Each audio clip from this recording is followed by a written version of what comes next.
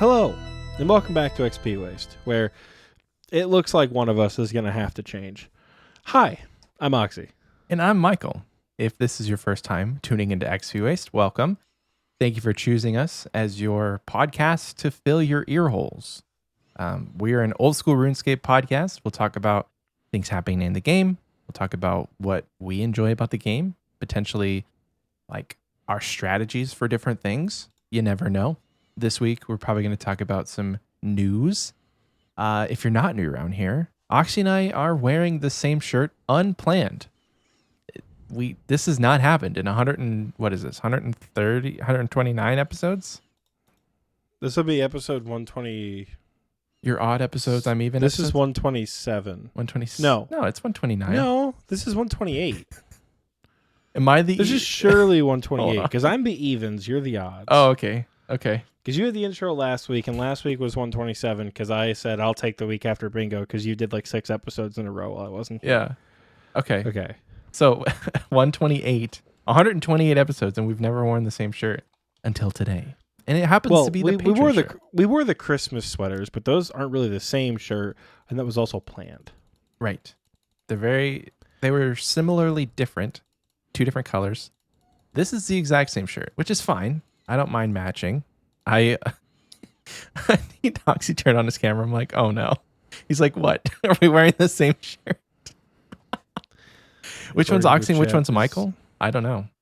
Who really knows? Yeah, honestly, this one, I don't know either, because you're going to hear how our weeks have gone, and you're probably not going to know who's who. I got to level with you. Dude, if we just had like a text-to-speech, read how our weeks went, and just guess who's been doing what. Oh. Like, yeah. No, we're not going to. That sounds like a lot of work. Too much work. Yeah. I can talk for real. I don't need text-to-speech. Isn't that great? I just think it would be fun, but yeah. So how was your week? Let's start with your non-RuneScape week. Dude, I logged in and it said you last logged in 3 days and 9 hours ago. Oh my gosh. And I said, I bet you I'm still at the Zaya mine. And sure enough, I just like logged out. I think I got 20-minute logged at the Zaya mine while editing. I just didn't log back in. Because I haven't been playing because obviously it's RuneScape burnout, right? After bingo, generally, I don't like to play a lot of RuneScape. I am not one of those players who's like, oh my God, I'm super motivated post bingo to do like all my RuneScape goals. Like I said in last week's episode, I played for like 16 or 17 hours a day for like 9 days straight. I need a break. So I took one. I've logged in a little bit here and there to send mass necks or bank stand, but not really do anything in the game really of substance. Yeah.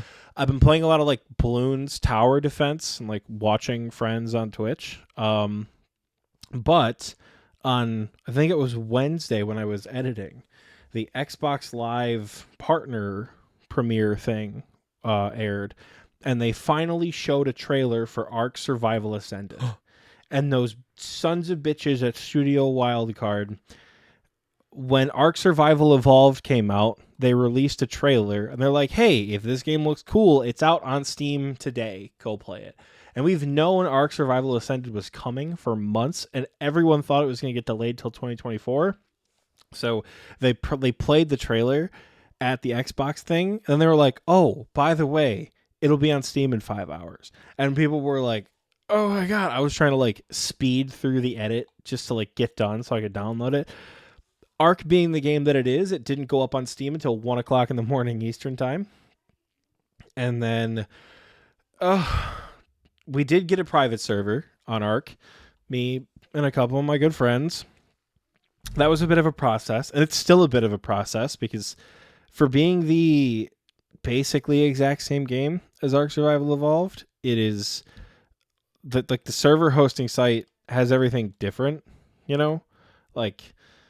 lines of code that we need to edit things aren't in the game INI, so we have to dig through them and find them, and some of them work but some of them don't. Now we're trying to figure out how to give admin access to people to do dino wipes, but that's just that's in the nitty gritty of it. Ark Survival Ascended is gorgeous and it is so much fun. It is literally just Ark which is a game I love. If you're a longtime Xpwaste fan, you know that Oxie loves Ark Survival Evolved.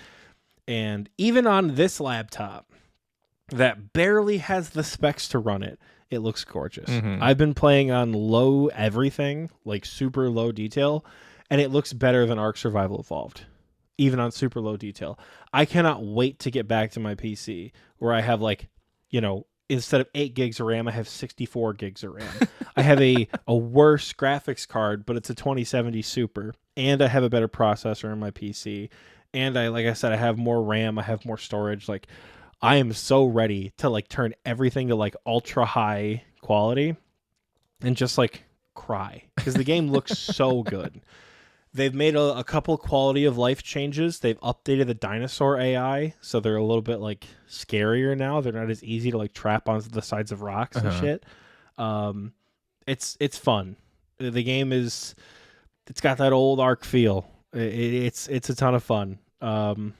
Yeah, that's what I've been doing literally all week long. I have had no interest in playing RuneScape. I have watched my friends do things in RuneScape, and they seem like they're enjoying it a lot. I have not cared. Yeah. I've watched people get, necks drops, Nihil horns, Torvo plate bodies, whatever. I've seen people do combat achievements. I've seen people get purples at raids. My heart is in Ark right now. Obviously, I'm rune crafting as we speak, and I still have a RuneScape podcast, but that is where I have been. If you're like, why is Oxie absent from TNL? It's because Oxie is not playing RuneScape right now. Because the other major life thing is I'm going back home to my apartment. The day this episode comes out, I'll be back there, and I got a new job. I was in VC with Michael and a couple of friends. I was playing Ark, and I said, got a phone call, hold on, and I muted my headset, and I was on the phone for 20 minutes talking about the new job prospects and all that.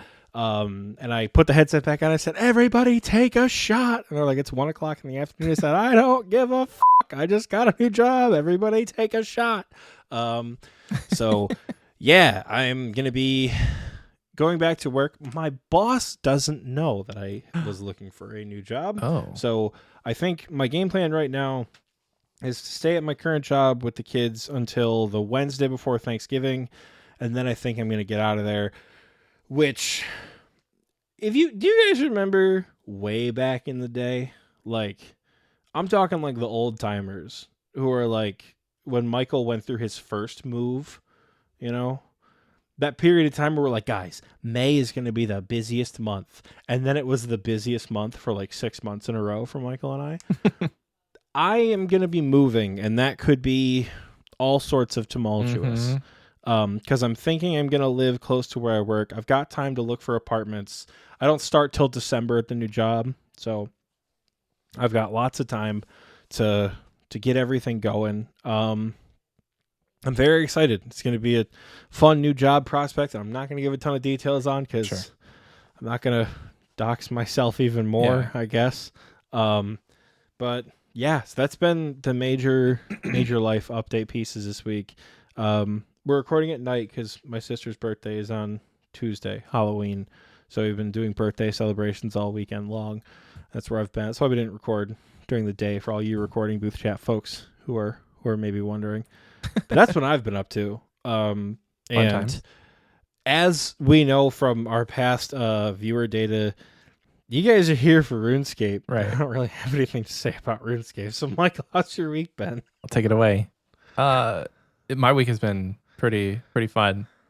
For some reason, I'm not experiencing bingo burnout, and that may just be because I think it's twofold. One, I didn't play as much as I thought I could. It's too cold. What? It's twofold. Oh, I thought you said it's too cold. I'm like, don't even get me started. It is 39 degrees outside. Oh, no. It is cold here in Texas. It's cold for Texas, but I'll get into that. My reasoning is twofold. One, I didn't play much of bingo just because having a kid and all of that can be pretty unpredictable with scheduling. And so that happened to be a week when he was just not sleeping at night. We've since figured that out and corrected it, and now he's sleeping till the normal time. I think I talked about that last weekend. Yeah, the sleep And regression. yes.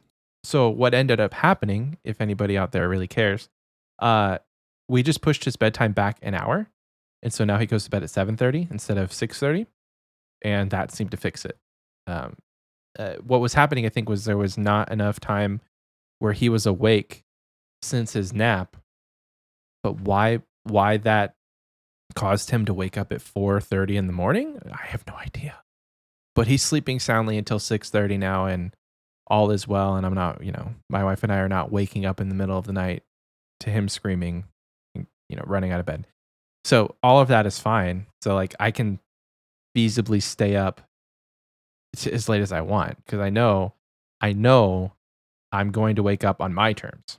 So that's been helpful for what I've been doing this week, and that is a lot of raids. Funny enough, on my loot tracker on my Iron Man, I have 14 KC at chambers.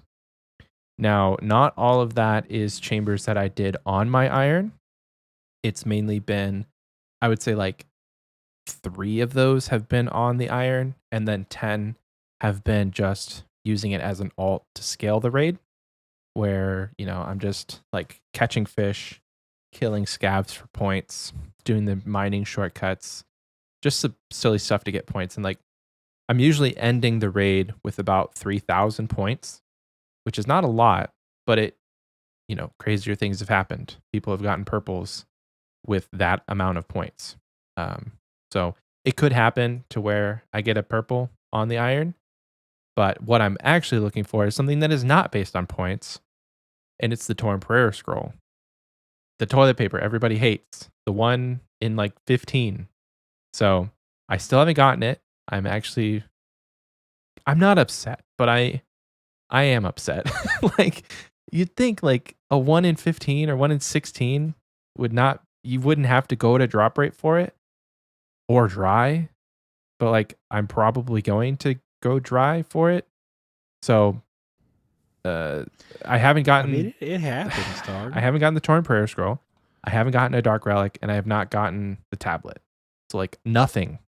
And like again, the points, I don't know, because like I don't know if the tablet is based on points, but it's just completion. So like the points don't matter. So as long as I am there, logged in at the end of the raid, it's just it's a roll, and I haven't gotten it, but I had gotten it on my main like twice. I hope so. No, like in the time time that I'm trying to get it on my iron, I've got it on my main twice. Oh, fun. Yeah. I think for the tablet, I obviously have a main account. I bought Preserve, and Dark Relics don't really mean anything to me. But for the tablet specifically, I got it on like 33 or 34 KC. Oh my gosh. And it's a 1 in 10. Oh my gosh. So the entire time I was learning chambers way back in the day, I kept running from Zarek's Glade all the way over. Oh. This was like before the Shazian rework, before the fairy rings got put in down there. I would run all the way to the mountain guide and take the shortcut out to Mount Quidamortem. Yeah. So I went dry for the tablet myself, which didn't feel great, but once you get it, you never have to worry about getting it again. Right. So yeah, I mean the tablet would be a nice little bonus. It's not what I'm like. If I got it, I'm like, woohoo, I got it. But like the fairy ring, the new one that they put after Desert Treasure 2, that's nice. Because like you go to the fairy ring, you walk maybe like 30 tiles, and then there's the mountain guide, and then you can go straight to Mount Quidamortem. So it's not that far if you just go straight from a fairy ring. So with doing all these raids, you're bound to see something. I don't know what the actual drop rates are, but on my main account, not always true. Let me tell you, it's not always true, but most of the time, yes. I mean, in the time since bingo, my Gooligans team, we've pulled I haven't always been there for these, but like Scape got an arcane, Gecko got a T-bow on his group Iron Man. I'll save that for a second. During bingo, Nico got a T-bow. And then recently, like last night actually. Was it last night? I can't remember. Recently, I think so, yeah. I got the Dragon Hunter crossbow. Yeah, it was last night. Dragon Hunter crossbow. My Chambers KC is a bit inflated. I think I've talked about it on the show, but just as a quick recap, when Chambers came out, I wasn't playing the game, and my friend, he needed to like rebuild an account essentially. And so he used my account, one, to scale raids, and then eventually he used my account to actually complete raids. And so he saw like, I don't know, 5 to 10 purples in like 300 KC on my account, but that was all before the collection log. So currently my main account has like 360 KC, 60 of which is mine. And then, the first 300 I didn't do, but nothing was on the log until the Dragon Hunter crossbow. But nice. I asked him a while back if he could check his like RuneLite folder for any screenshots, and my account has seen a Kodai, just pre-log. So my account has received a mega rare, but it wasn't like, obviously I don't have the GP or anything for it, which kind of sucks. But yeah, so lots of raids, and I'm feeling really good about them. Like, there's obviously rooms that nobody likes to do, and you don't do them. Forget the Vs, dude. Except for Vanguards. Me, Nate, and Lowrider did Vanguards, and it was pretty simple. Like, as long as you have 3 people, you can pretty much complete Vanguards. But Vasa and Vespula can suck a dick. Like, I tried to do a raid today. Tried to do a Chambers with Nico and Gecko during when my son was napping, and we basically wiped it Vasa. I've never done Vasa. Yeah, Vasa's super gear locked. It's like T-Bow, Claws, or Voidwaker, or you're just going to have a bad time. Yeah, if I said Vasa, Feargarden said Vasa's a DPS check. It 100% is. But after the changes, hopefully it's not. So they're making the new Chambers changes so that Vasa isn't, if you don't have a T-Bow, don't do this room. Oh. Well, that's good. Because that's pretty much been the rule with Vasa. Gotcha. For the last couple of years. Yeah. The Deadly Vs, like, I'm proud of you for learning Vanguards, because truly, this isn't a joke. As far as V bosses are concerned, I learned how to do Verzik before I learned how to do Vanguards. For some reason, it just was just like 33%. What the That's funny. And I just couldn't comprehend how to do it. And I really didn't do Vanguards until I started doing CMs with Jesse, Immortal, and Fear. And usually I was like the e-girl prepper, but sometimes I'd be like, no, I need to learn this room if I'm going to learn how to solo Chambers. I have to learn how to do it. Yeah. So I would go down there and just get my ass beat by these Vanguards because I didn't understand why they were so abusive. Like, I don't know why they're hitting 16s constantly. So I didn't know what I was doing wrong, but all the Vanguards I've done since then aren't too bad. Vanguards or Vasa? On you for Vanguards. Okay. Vanguards. We used to do Vasa way back in the day with Link. That's a name that only a couple of you guys are going to remember, but I know Michael remembers it. Yep. Link used to love the Vasa room. Which is so weird. So, like, why Link didn't have melee? Because she had a T-Bow. Yeah, but like you melee it though.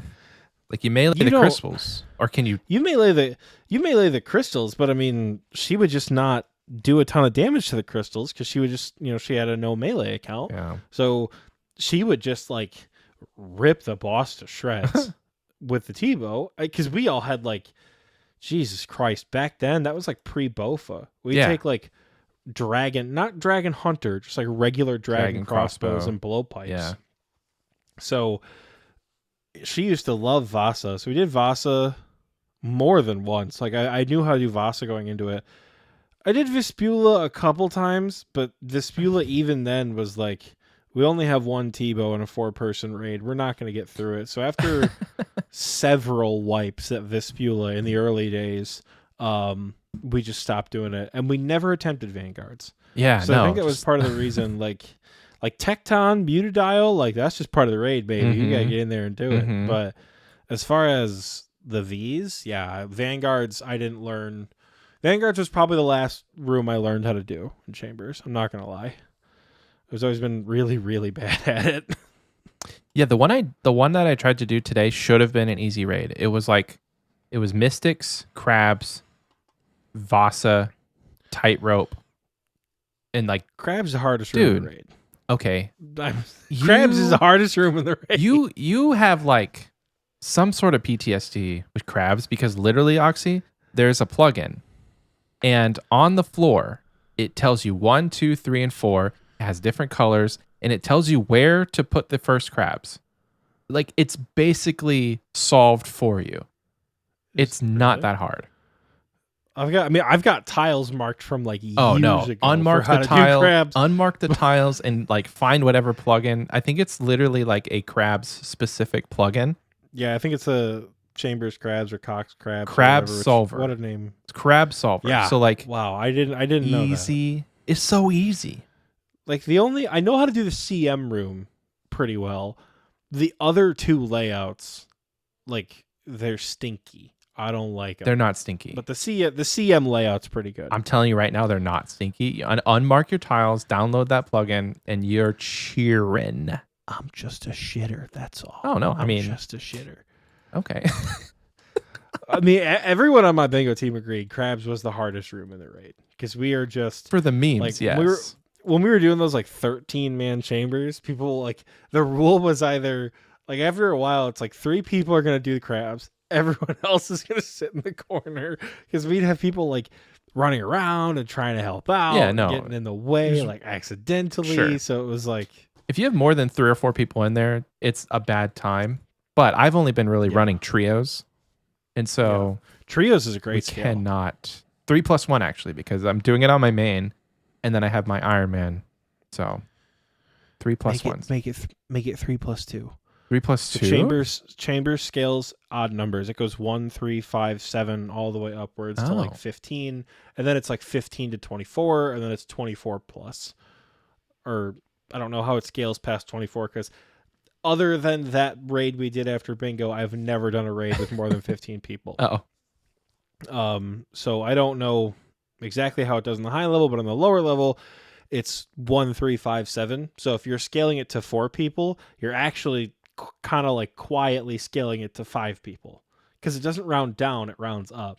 So if you're going to scale it to 5, you should just bring another alt to get the little bit of extra health and stats to truly scale it to 5 people. Gotcha. Because Ulm is going to be a 5-man Ulm for 3 of you anyway. So okay. So somebody else could just go in on their group Iron Man or and like maybe, you know, I don't know if you play with any irons, but like if you raid with Gecko, for example, have him take his main and do all the prep for you guys. Yeah, it's true. You know, or something like that. Some of the raids go by a little bit quicker because it's going to scale up to the higher one because of how many people you have in there. And then once you hit 7 is the cutoff for 3 phases at home. Yeah. And then once you get to 8 or higher, you get 4 phases. Yeah. So I have a sneaking suspicion you're not going to be running 8+ man raids for fun a lot. Probably not. But if you're doing 3+1, just do 3+2 if you've got people. Yeah, that's the hard part is like finding. It's not like hard to find 3 people, but that's why I have been posting in the team search channels because like Nico is always down.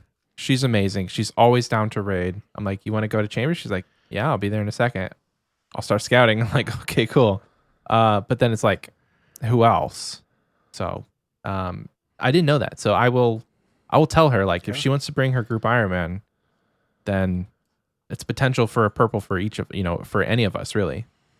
Yeah, it ups the total points, I'm pretty sure. This is a moment where like I wish I wouldn't have connected my GIM to my Jagex account because I could have just like you used to have the login for it because like we used to be able to access our GIM accounts and like you can take my GIM to scale literally whatever. I don't care because like if I'm now that we're not prestige at this point, if I'm going, I'm probably going on my main. Sure. Unless I get really motivated to do stuff on the iron. Well, like if you're playing Arc, and you just want to like babysit the monitor for 25 minutes at a time. I don't have Then- 2 monitors right now. When I get back home, when this episode comes out, if you're like, we need a scaling alt, or we need, like, if you're looking for a third, let me know, because I'll obviously raid with you, and I'll even let you sit melee hands. How about Will that? you? I don't know how to mage skip that well. I can do it. I just I don't. That is one Um, thing that you bring up, like skipping and doing all that. Like I have been intentionally asking questions, like the hard hitting questions, like who is it last night? I don't remember. Somebody was talking about mage skip. It might have been Braw Dog. I'm like, Braw, I'm gonna level with you. What is mage skipping? What is melee skipping? And they're just like, oh, that's when you like tank 2 hits so that something happens to where it doesn't do a special. And I'm like, oh, okay, cool. That is a lot easier than what people make it out to be. yeah. Setting the head, that's not that hard. Like there's a lot of things about chambers It's really not that hard, but holy shit, sometimes you think it was. yeah. When you're in like that's why I sit melee hand. Yeah. But It's super chill. yeah, Ulm is exactly the same every single time. Like there is variance.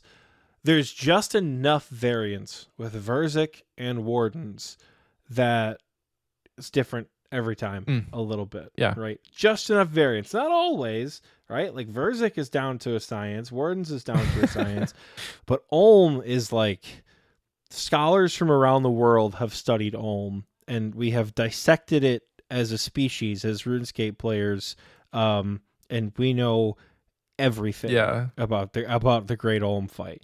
So it is. I cannot do most of it.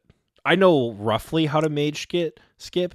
You set 2, you tank 2 on the left hand side, and then you just sort of like step every tile more or less. So you as the skipper take a hit every time, and everyone else doesn't. Because it's like you have to make sure that like Ulm is like the null action is on the skipping side or something. I don't know. Pretty much you're skipping specials. Yeah. I don't understand the science behind it, but a lot of other people who are much better at chambers than me do. So good. Ask questions. Yeah. Not to me, but to other people, because I don't know how to answer most of your questions correctly. I think it's just repetition for me at least. Yeah. And until I get this prayer scroll, and maybe even after, I am keen to do more chambers. And maybe, like, in terms of raids, I can see your point with how TOA feels stinky. Because we talked about it last week, right? I've done... Oxie, I did like 6 raids. I did 6 chambers in a single evening. Back to back to back to back to back to back. That's like a world record for I my know. boy. That literally is a world record. I have not done more than like 2. It would be like, Michael, let's do a Toa. Okay. And then we finish, and Oxie's like, we run in another. I'm like, he's like, come on. Every time we would do 150 duos with my main and his groupie, and we would absolutely just rip TOA apart. And I'd be like, oh, come on, Shirley, we do one more. You survive Wardens, you get that thread for sure. He'd be like, so just, yeah, I just not want to do it. It's like Cox is not that stinky, and I am so excited for the changes. So excited for the changes. It's gonna be a lot less stinky with the I changes. know. I can't like wait. They're putting deodorant on finally. Less stinky. Showering. Showering. Something most of us don't do as RuneScape players, but they're showering. They're putting deodorant on. Stuff will be like stackable, which will be so nice. The planks will be stackable. So on my Iron Man, I've been the prepping alt. So my go-to thing is like I'll scav for a couple minutes. I'll get enough juice, mushrooms, Sicily, all of that, and then I'll grab 8 planks, and I will I'll make the level 60 chest. Once I have all that, all the secondaries are in the chest, and there's 4 planks in the chest. I'll run over to the chest with my main, and I'll make the big one. And then when I find a room with vials, I'll just put like 100 vials in the chest, and then go back to, like, I'll start fishing. Mm-hmm. And I'll make myself the fish that gives you points when you eat it. And so then I'll just like go and sit at scavs, take damage, eat the fish, and that's how I get my points. What's your farming level on the groupie? 76. 76. Rake for seeds next time you go. Rake for seeds and prep. Because I think it's 76 you farming. can do the Nox and the Let me look. and the Yeah, if you go to Gopar. raids, yeah, you can harvest all three at That's 76 true. farming. So what you could do is you could start raking for seeds, and you can pick all the stuff for That's overloads true. and brews and restores, and you'll get a shit ton of points relative to the amount that you're getting as a prepping alt by doing the farming. So raking for seeds, I mean, some rooms you could probably participate in on your GIM, even if you're like, duoing with your like 2 accounts. Like Mystics, for example, have someone set them in a safe spot and send your groupie in there to shoot them. Oh yeah, I haven't really been like I've not been worrying about doing the actual raid, because literally like once I learned that it's not tied to points, I haven't cared all that much, because literally all I want is the prayer scroll supplies, because Chambers loot is stinky for a main account, but like you get like 50 emeralds, 50 sapphires. That's true. You need the lizard, as much as like it's a memey shitty drop. You're gonna need them lizard man teeth for the. Because you need like 5,000 lizard man teeth to mount the talisman in the house or something. Dang. So I have 200, which is a lot. Yeah, you need but not enough. A lot of lizard man fangs to get the one on the POH mounted. So like, once you're like in a room where you're chilling, like Muta, Tech, Vesp, no, just sit that one out on the GIM. But like, most of the other rooms that don't take a lot of intensity, Tightrope, Ice Demon, just participate on both accounts. It's true. If you can like e-girl the room, Yeah. And you'll get more points for secondaries, and maybe a 9K point. Ooh, a dexterous prayer scroll. Oh my gosh, bro, that would be in the group. Huge. Then my master plan. If I can go into this real quick, my master plan right now. And I don't think I've talked to you about this. So this may actually excite you. You and I have not talked about RuneScape. I think Michael texted me last night while I was unsurprisingly playing Ark. He said, "Listen, I know you've been up in the dinosaur's guts, but we've got to record tomorrow." Which like I knew we had to. He's like, "We got to pick a topic to talk about." And we're like, "Oh, we'll talk about this or that or whatever." That's the first time we've talked about RuneScape with one another. I think since we recorded last Monday. Yeah, which is fine. It's after bingo. I understand, because like there's 3 weeks until leagues, so I totally get. And Michael already knows once leagues comes around, oh baby, don't log out. It's gonna be crusty. Dude. Yeah. I'm excited for leagues. So my master plan is right now Torn Prayer Scroll.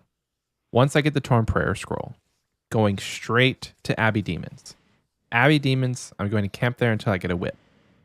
Why a whip? Because I want it.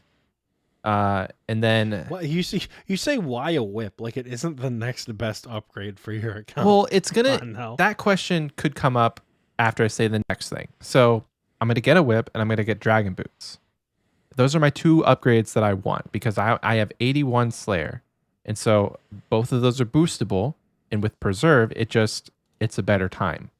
So like, hey, if I get a random purple by chance, because I have like 3,000 points and you can pull a 3,000 point T-bow, sure, I'll get it. But any purple from Chambers could be cool for the account. Like, can you imagine Dragon Claws on my group Iron Man? That would be sick. Anyway, I want a whip, so having preserve so I can boost longer. And then also preserve will help with boosting for D-boots. And I want to get D-boots for everyone, so I definitely want to have like the most time available for that boost, because sure, I could get another 400 or 500,000 Slayer XP to get to 83, but I don't want to do that right now. I want to be able to just boost for it. So once I have those 2 items, I am going to go on a questing spree. The plan is to just do Song of the Elves first, and maybe Dragon Slayer 2. I think with my current skill set, Dragon Slayer 2 is achievable, and Song of the Elves is also achievable, because look, there's like cheese methods with Phoenix necklaces and belladonna, I think it is.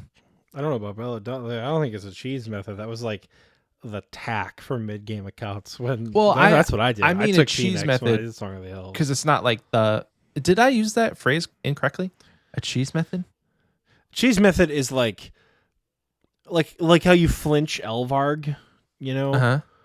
or you like hide behind the rock in the grand tree to kill the demon. Oh. So like cheesing it is like you're not actually fighting the boss. Gotcha. Right? Song of the Hill, like you're not cheesing it with a P-neck. You're just killing Seren. Like I think I brought like Blood Blitz, Phoenix necklaces, Mystic, and like pizzas because that was the best food I could afford. I spent my entire cash stack on the snazzy brand new Trident of the Swamp upgrade. Yeah. Because everyone in my Twitch chat was like, dude, you have got to get a better weapon for Seren.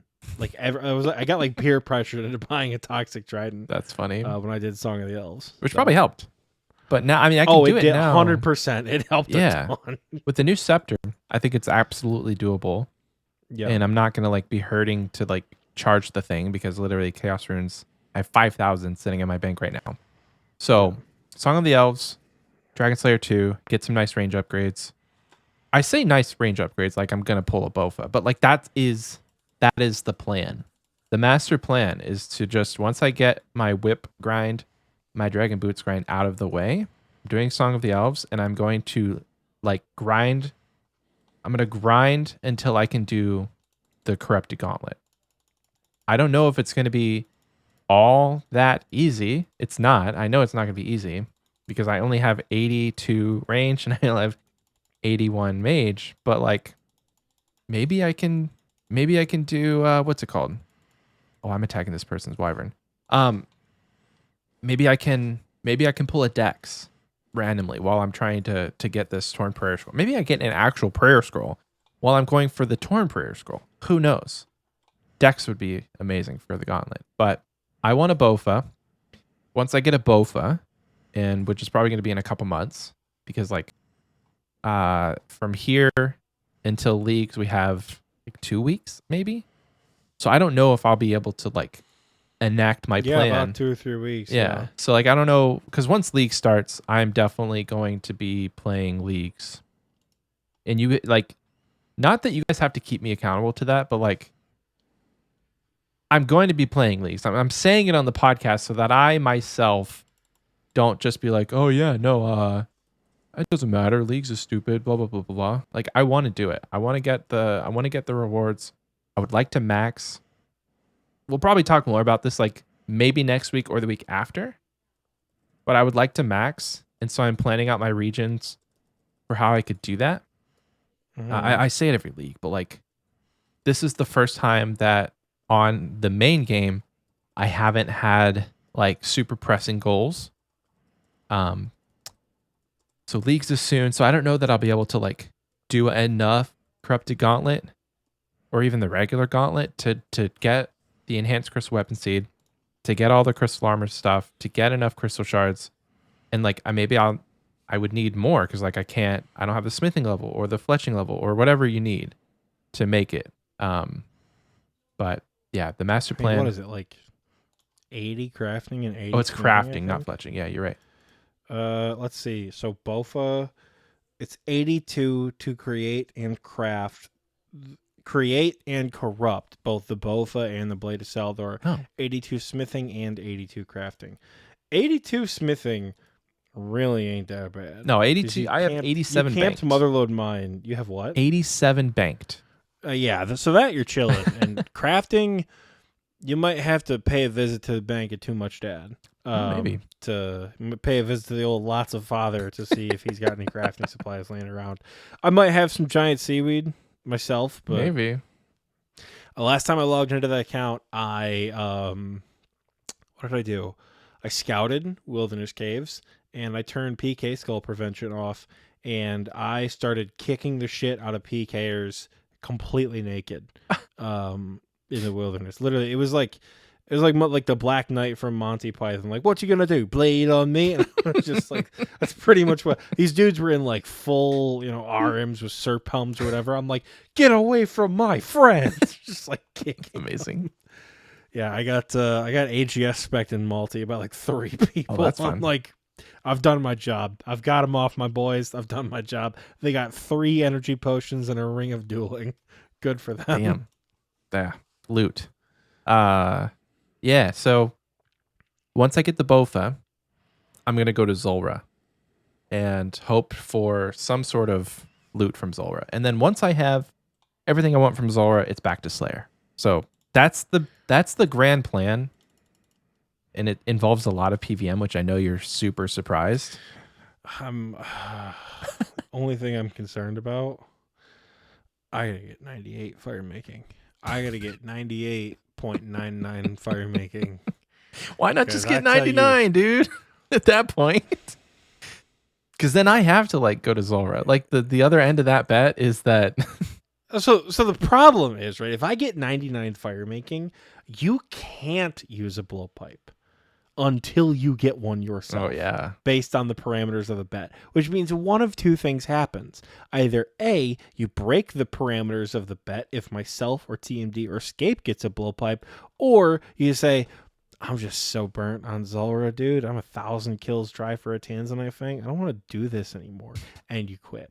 So I gotta get to like 99 point, like 2 XP away. Just so when you're like, Oxie, I got a blowpipe, I can be like, sick, toss 1 log in at Wintertod, get the fireworks, and get the fuck out of there forever. Well, it might be like, spring of next year before that actually happens. Well, maybe on the groupie I can just burn every maple log. I'll just abandon fletching and burn all the maple logs you put in there. No. I mean, I have like 80 fletching, I think, on the groupie. Like, I will say that's the one skill I've trained a decent amount on the GIM. Oxie fans. We need it though. Like, we need you to train more. Oh, I searched on the GE, not the account. I was like, what do you mean Oxie fans doesn't exist? Because I searched the GE tracker. Yeah, I've got 79 fletching right now on the groupie, and it's my 2nd highest skill, actually. Wow. 3rd highest skill. Fire making is my highest at 81. Wow. I mean, you're not far, honestly. No, I'm not close. You're like 20 something hours? 2.3 out of 13.1. So you have 11 million. A lot of damn fire making. 11 million left. So do 11 million divided by, I wouldn't be generous and give you 250K an hour. Oh, that's like 40 hours. Sorry. That is a long time. That is a long time. But I will be spending more than 40 hours trying to get a blowpipe. So it all comes out in the wash. A wise man once said, you could just get it on the first drop. Oh, dude, I'm hoping I'm a spoon with one of the 2. Like, I'm hoping either I'm a Bofa spoon or a blowpipe spoon. Like, I can't go dry on both. From what I've been told from my Iron Man friends, I think you want to be, well, it's weird because, like, I feel like you want to be a gauntlet spoon, but the problem with being a gauntlet spoon is, where is your armor pieces? Yeah. And do you have enough shards to charge and corrupt everything? Right. Because you could get an enhanced on the first chest, but then you still have to go there shit with it. Yeah. For several hundred more to get everything. Yeah, it's. I mean, I feel like the gauntlet would be better because if you get a 1KC enhanced, right? Which, like, who gets 1KC anything at the gauntlet? Am I right? If you get the early seed, right? You get the early enhanced seed. At least the hard part is done. Yeah, that's true. Right? Like, because at that point, you're working towards a goal. You're getting crystal shards every kill because this is going to my Bofa creation or corruption. And then the armor seeds are like 1 in 50. So the armor seeds are almost guaranteed along the way. Yeah. Right? Like, the Bofa is the hard part. So I feel like of those drops, you want to be more spooned at the gauntlet because there's really not many pieces of content that you can do with a blowpipe that you can't do with a bofa in True. some regards. True. Whereas the opposite of like Chambers sucks without a bofa. Well, Chambers sucks with like blowpipe only. Yes. Warden sucks with blowpipe only. Yeah. Can't even hit Zuck with a blowpipe. Really? Let alone the rest of... Yeah, no, they made it so that the Zuck is one tile out of the blowpipe's range. So you can't... Because when they made the Inferno, the blowpipe was basically like, one of those guns on the A10 Warthog that just like killed everything in its path. Yeah, that's true. So they made it so that Zuck can't be hit by the blowpipe. So it was like ACB or T-Bow, and then Bova came along, and then Shadow came along. But you can like the reverse is not. So basically, the reverse is not true. Any content you would use a blowpipe at, you can use a Bofa at, but it's not always as convenient to do it the other way around. So I would hope you get your enhanced seed super soon. Yeah. As opposed to getting having to go like 600 kills dry for a Bofa piece, which I know people like. Poor Tiki is rolling right now because he I don't think he has a Bofa yet. Oh no. But it's like if you do go dry it at the Gauntlet though, it is beneficial. Although it sucks, I have seen it be beneficial because of the supplies. So like if you are like say you go super dry at the Gauntlet, maybe you're able to bank enough GP that you can get 99 construction or like 83 construction or 84, whatever it is, maybe you knock out some viables. On an Iron Man, there's not a ton of viables, but there are. Like you can do fletching as a viable. You can do construction is definitely a viable. Can't remember. Is there any other ones? Technically, you can buy smithing if you did gold ore.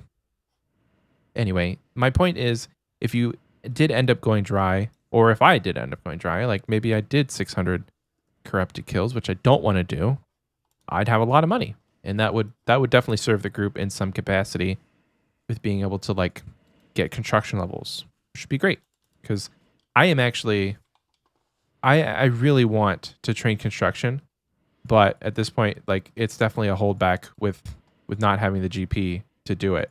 I've been playing on my main a lot, and being able to just go to the house and use the pool has been refreshing, and it's made me definitely realize how much I miss it on my group Ironman.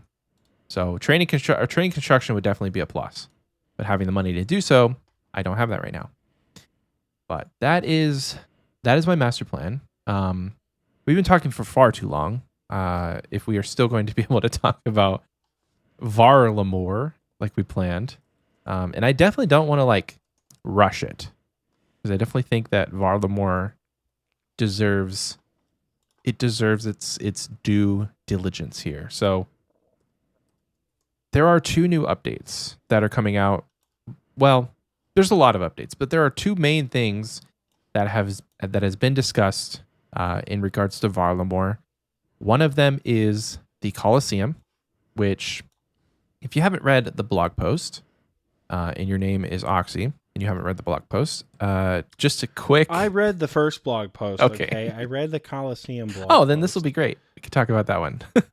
Maybe we save the next one for next week. Maybe let's just talk about the Coliseum, and then we can save Perilous Moons. Surely we can talk about both of them. Okay. Surely. Okay, so the Coliseum is people are calling it Blue Inferno, which I'm not a huge fan of, because that is like taking a detour. That's like taking 3 detours and still getting to your destination. Like it's not the intended method, but you still kind of got there, but nobody likes that it happened. So it's not the Blue Inferno. The Blue Inferno is something completely different.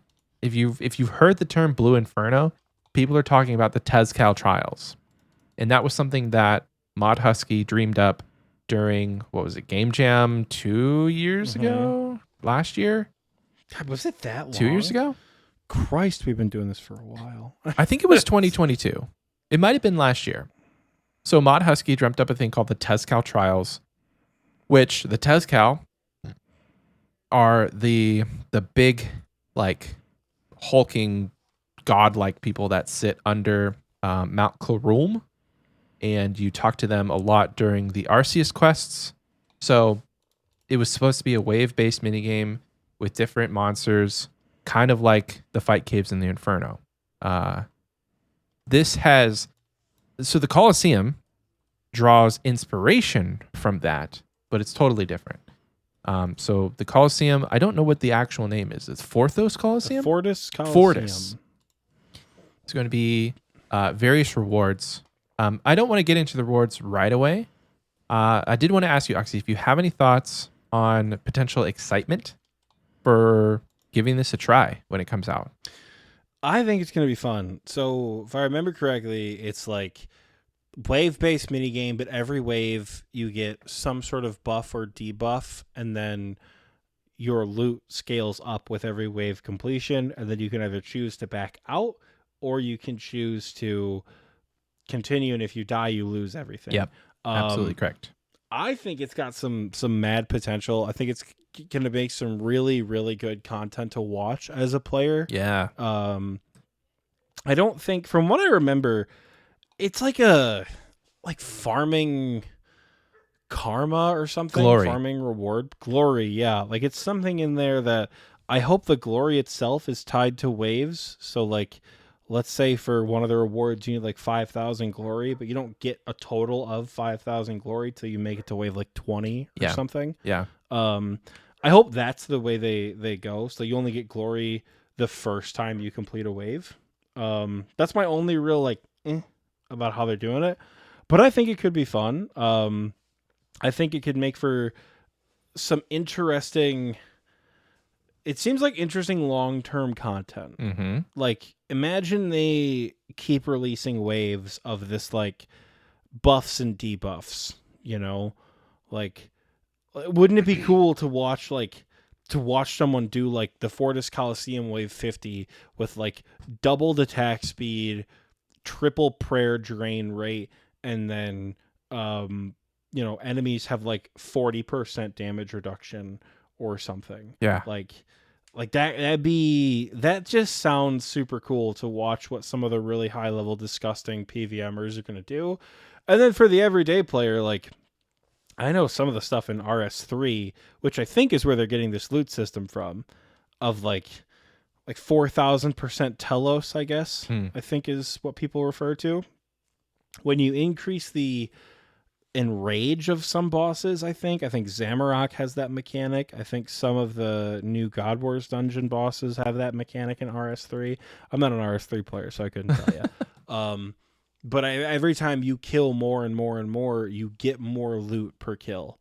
And I think like the 4,000% telos is, I think it's more the accomplishment than it is the loot, you know? Yeah. It's like the Inferno. One max hit doesn't change too much. The accomplishment of doing it is what people care about the first time. Yeah. So I think it's going to be something like that. And then if they do make it where every wave, the first completion awards glory, there's probably going to be prestige to some of the items that come along with it. I'm excited. It's going to be fun. It seems like they're doing like the infinite level or whatever. Yeah. I've heard some people express some concern that like I'm kind of sick of people doing like wave-based everything for best in slot capes. Yeah. But also What else are they going to do? Point, yeah. At this point it just seems appropriate, you know? Yeah. Like we'll get into rewards in a little bit, but their justification for what they're releasing and why they're releasing it makes sense, you know? Yeah, I agree. I am excited to give this a try. Are you? I am. I was reading the blog just before we started, and the entire time, the only person that I have in my mind that I'm imagining doing this is Too Fast Kills, Jesse. Just like I'm like funneling my excitement through his potential excitement, because this man speedruns the Inferno for fun. And so like the person that I could see like really grinding this in our clan is him.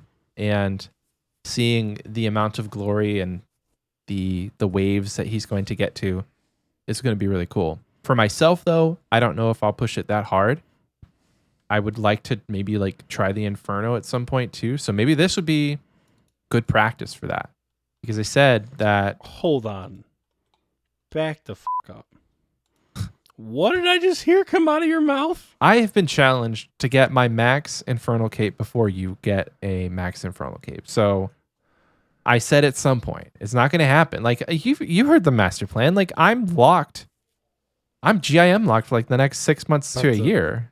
About to make me sell the Twisted Bellington, knock out all these buyable skills, and just AFK everything for the next 6 months.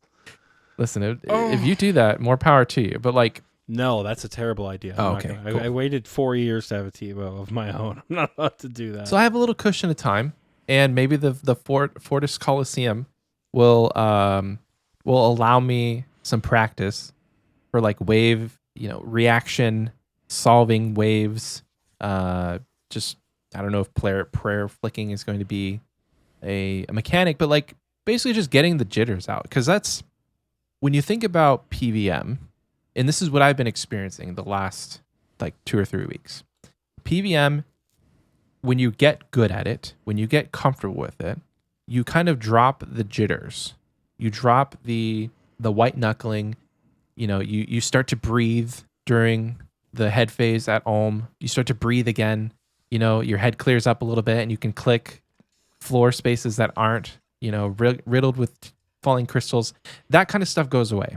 Like, I have been able to comfortably sit here, and even at Wardens, like comfortably do the back and forth. I can like react. The only thing that really trips me up still, where I just like stop breathing and I go into panic mode, is the enrage phase at Wardens, because that again is just like, it's unpredictable. But if things are predictable, if things are and you've done it enough, you drop, the nervousness goes away. So like maybe the Fortis Colosseum is that for me, and I can get some really good upgrades, and eventually do the Inferno and have an Infernal Max Cape. I'm happy with the Cheese Cape. Like, I'm happy with my Max Fire Cape. I do not care about the prestige that comes along with the Infernal Cape. That is not the motivation. The motivation would just be purely like, this is the next step in the evolution of my account. And maybe that's the right reason to do it, because like then there's no pressure. Whereas there's a lot of pressure for people who are like, I have to have this because nobody will go to top with me if I don't. Do you want me to make it some pressure? No, I don't. I'll do it. I swear okay, what if I'll do it. How would you make pressure? No. Oh no, I wouldn't have to do anything. But I know about 2,000 people who could. No, do not. Don't. I'm telling you. I will block every single one of you. Don't ask for pressure. I'll block. Take it from me. Don't do it. Block every single one of you. I told my bingo team all week. Well, we talked about the Inferno quite a bit on my bingo team, and the one thing I said that I probably have said on the show, I can give you all sorts of advice on how to do Inferno and how to get motivated for Inferno, but the one thing I'll tell you not to do is to be in a Discord full of people who at you every single fucking day asking how it's going for like a year straight. That's the advice that I don't do that. Don't do it. Don't make your personality around, hey guys, I'm having a really hard time completing this thing. Which, like, if you've ever added me about it, it's fine. I don't care. There are some days though, and because Michael gets added sometimes too. There are some days when doing the Inferno, I would just have like a rough day at work, get home, plank on wave like 44, say I can't stand this game, jump in the Inferno again, plank on wave 46, and then be like, oh my god, I need to take a break. Notification from like a 1,300 total level account. Hey Oxie, how's the Inferno going? Whoosh, throw my phone on my bed. Like, I just can't. There were some days it was rough, but most of the time it was fine. So we're not going to call the dogs out yet. No, don't call the dogs. And if you call the dogs on me for the Bofa grind, I will end you, because Oh, it depends. You got to stay motivated for the Beaufort grind. Oh my gosh. stay I motivated. haven't even done Song of the Elves. So No. Well, that's why nobody at Michael this week. Yeah, nothing Don't to do add it. him about. At Michael and say I'm proud of you for doing some goddamn raids on your Hey. account, but don't add him. Don't add him for anything. Yeah, you gotta give him time. give me time to You gotta cook, give baby. him time. Of course, in the recording with chat, Soggy Waffles. Hey, how's getting your second Infernal Cape back going? I can't stand it. Hate it here. Yeah. Yeah. So this will be, Fortis Colosseum. I'm excited for it. The glory system is interesting because you're absolutely correct. If you want to earn glory, you have to get to a certain wave. So you have these wave checkpoints. So what they're thinking is that glory will not be like a currency like Toggle. Like you can't spend it, but it is definitely a status symbol. Not only for yourself against other players, but for you against like to show who you are to the people of Varlamore. So it's going to open up. They said like if you need a certain amount of glory to unlock a bank, you would need a certain amount of glory to unlock a agility shortcut, to unlock the shop. So there's going to be a lot of uses for having reached the the set amount of waves that they set. But yeah, the glory system is interesting. I am excited to see how that plays out. Really, with like, is it going to be too hard? Are they going to have to nerf it? Are they going to have to buff it? Like, I don't know. Balancing is always a question on my mind when it comes to Jagex recently. Especially with like things like, what was it? What was, I don't know. There's not a good example, but they always have something. They're always like, we need to scale back on this. We've gone and we've rethought this. Speaking of something that's abused, you see there's like a fucking AFK mining 30K method? an hour at the bank. It's for 60K, mining, bro. It's 60K. They're Yes. gonna nerf the shit out of that. Okay, that is a Sunday great night example. Right now, That is a great I example. bet you it is October 29th. I bet you on October 30th, I'm gonna wake up tomorrow to a post on Instagram that says, "Guys, we screwed up mining again." Like, seriously, unless dude? they say that was on purpose, suck it, HLC, they're going to say, well, we've made a mistake. The item that allows you to do AFK mining at the bank is now untradeable, or it's now 2 XP, right. So it's only like 20. Okay. You're going to do something that's not going to maintain its. There's no way. That is an amazing example. So if you're not aware, if this gets like patched, whatever, but right now you can create a spoon that you use in forestry, and that spoon can be made like once every like 2 ticks, I think. It's a normal crafting item, but it gives you like 37 or 38 mining XP per action. And I'm just sitting here thinking like, okay, Jagex, this is equivalent to like power mining iron. How did we not catch that in testing? Oh, wait. Do they even test things? I don't think they do. Do you want to know this specifically? Birdfax is rolling in his unfilled grave at the moment because there was no fucking beta. Yeah, that's true. There was no beta for Forestry Part 2. Yeah. So, I don't, like, what is the item? Because I remember I was playing Ark the other day. You need some sort of limestone brick, or you need some sort of brick. And then it's just something that comes in the shop from Forestry. I don't know what it's called exactly, but you buy it from the Forestry shop, and somebody posted about it. And while I was playing Ark, I think Tyler was like, dude, I have a shit ton of this Forestry stuff. I'm going to go turn it in right now. And he got like 13 of the items. They sold for like 100K a pop. Whoa. He made like 1.3, 1.2 mil. Not bad.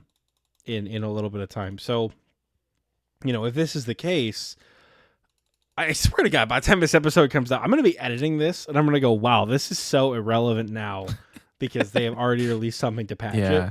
Like, this is going to come out on a Thursday. I guarantee you at least by, Oxie's saying Monday, but I think at the latest, we're going to see this, some sort of statement on Wednesday game update day. Like, it'll be a small blurb at the bottom of, like, in other news, this new method was unintended, and now you get 1 XP per I Or love we've it so removed the much. mining XP from this They method. spend weeks with these damn shooting stars, crashing worlds, and people being all, feathers ruffled, all tumultuous between the skilling community and everyone else in the game. And then they accidentally release a 60K an hour bank standing method for fucking mining. Insane. In a woodcutting update, woodcutting which update. is like, oh my God. So Jagex, what are we doing here? when it comes, I think to get us sort of back on track, when it comes to the glory system, if you're unlocking a bank and a shortcut and access to a shop, it's not going to be that hard. It's not going to be that hard. I mean, it's going to be yes, like 100 glory potentially. Like for that stuff, it should I would be imagine. easy. I would imagine most of that stuff is completable. There might be like one agility shortcut or like a teleport that's a little bit harder to get. Most of the quality of life stuff within Varlamore is not going to be that hard. You're going to have to spend a day there to do it. Particularly the range backpack, the quiver, that's going to be the big one. But I really don't think most of the Fortis Colosseum glory rewards, I don't know. Other than the backpack, I don't think it's not going to be like mid-game content by any means, but I think most of the stuff, it's kind of like getting favor at Zaya. Like, it's not hard. It's just a pain in the ass Sure. for some of them. So you mentioned the rewards. I think that's a good segue to kind of at least just do a high-level overview. There is, I counted 3. I think there's 4 actually. I didn't do the last one. So for the Coliseum, from my understanding, again, I just listened to Mod Sween read through the blog, and I think he mentioned something like at the end of certain waves, you have the potential to like roll on a table to get an untradeable reward. I think that's how it works. Correct me if I'm wrong, Oxie, but the main rewards are the Glaive of Ralos. The Glaive of Ralos, which in my notes I just put throwable dragon warhammer because that's what it is. It rolls on the opponent's magic level, and it takes off 10% of their magic level from their defense. So if their magic level is 200, it would take 20 off of their defense up to 100.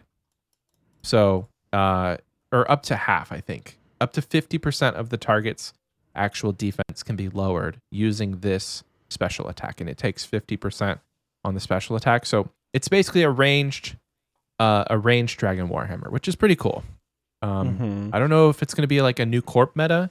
Corp has a pretty high magic level, but like dragon warhammer is just going to get you there in like 3 hits. So like it doesn't really. He's already a chicken after 2 or 3, so not a huge thing. This is the one thing where like it's probably going to look super cool. And it's an ammunition piece, right? Like it's not. Is this the boomerang thing that returns to you? Okay, so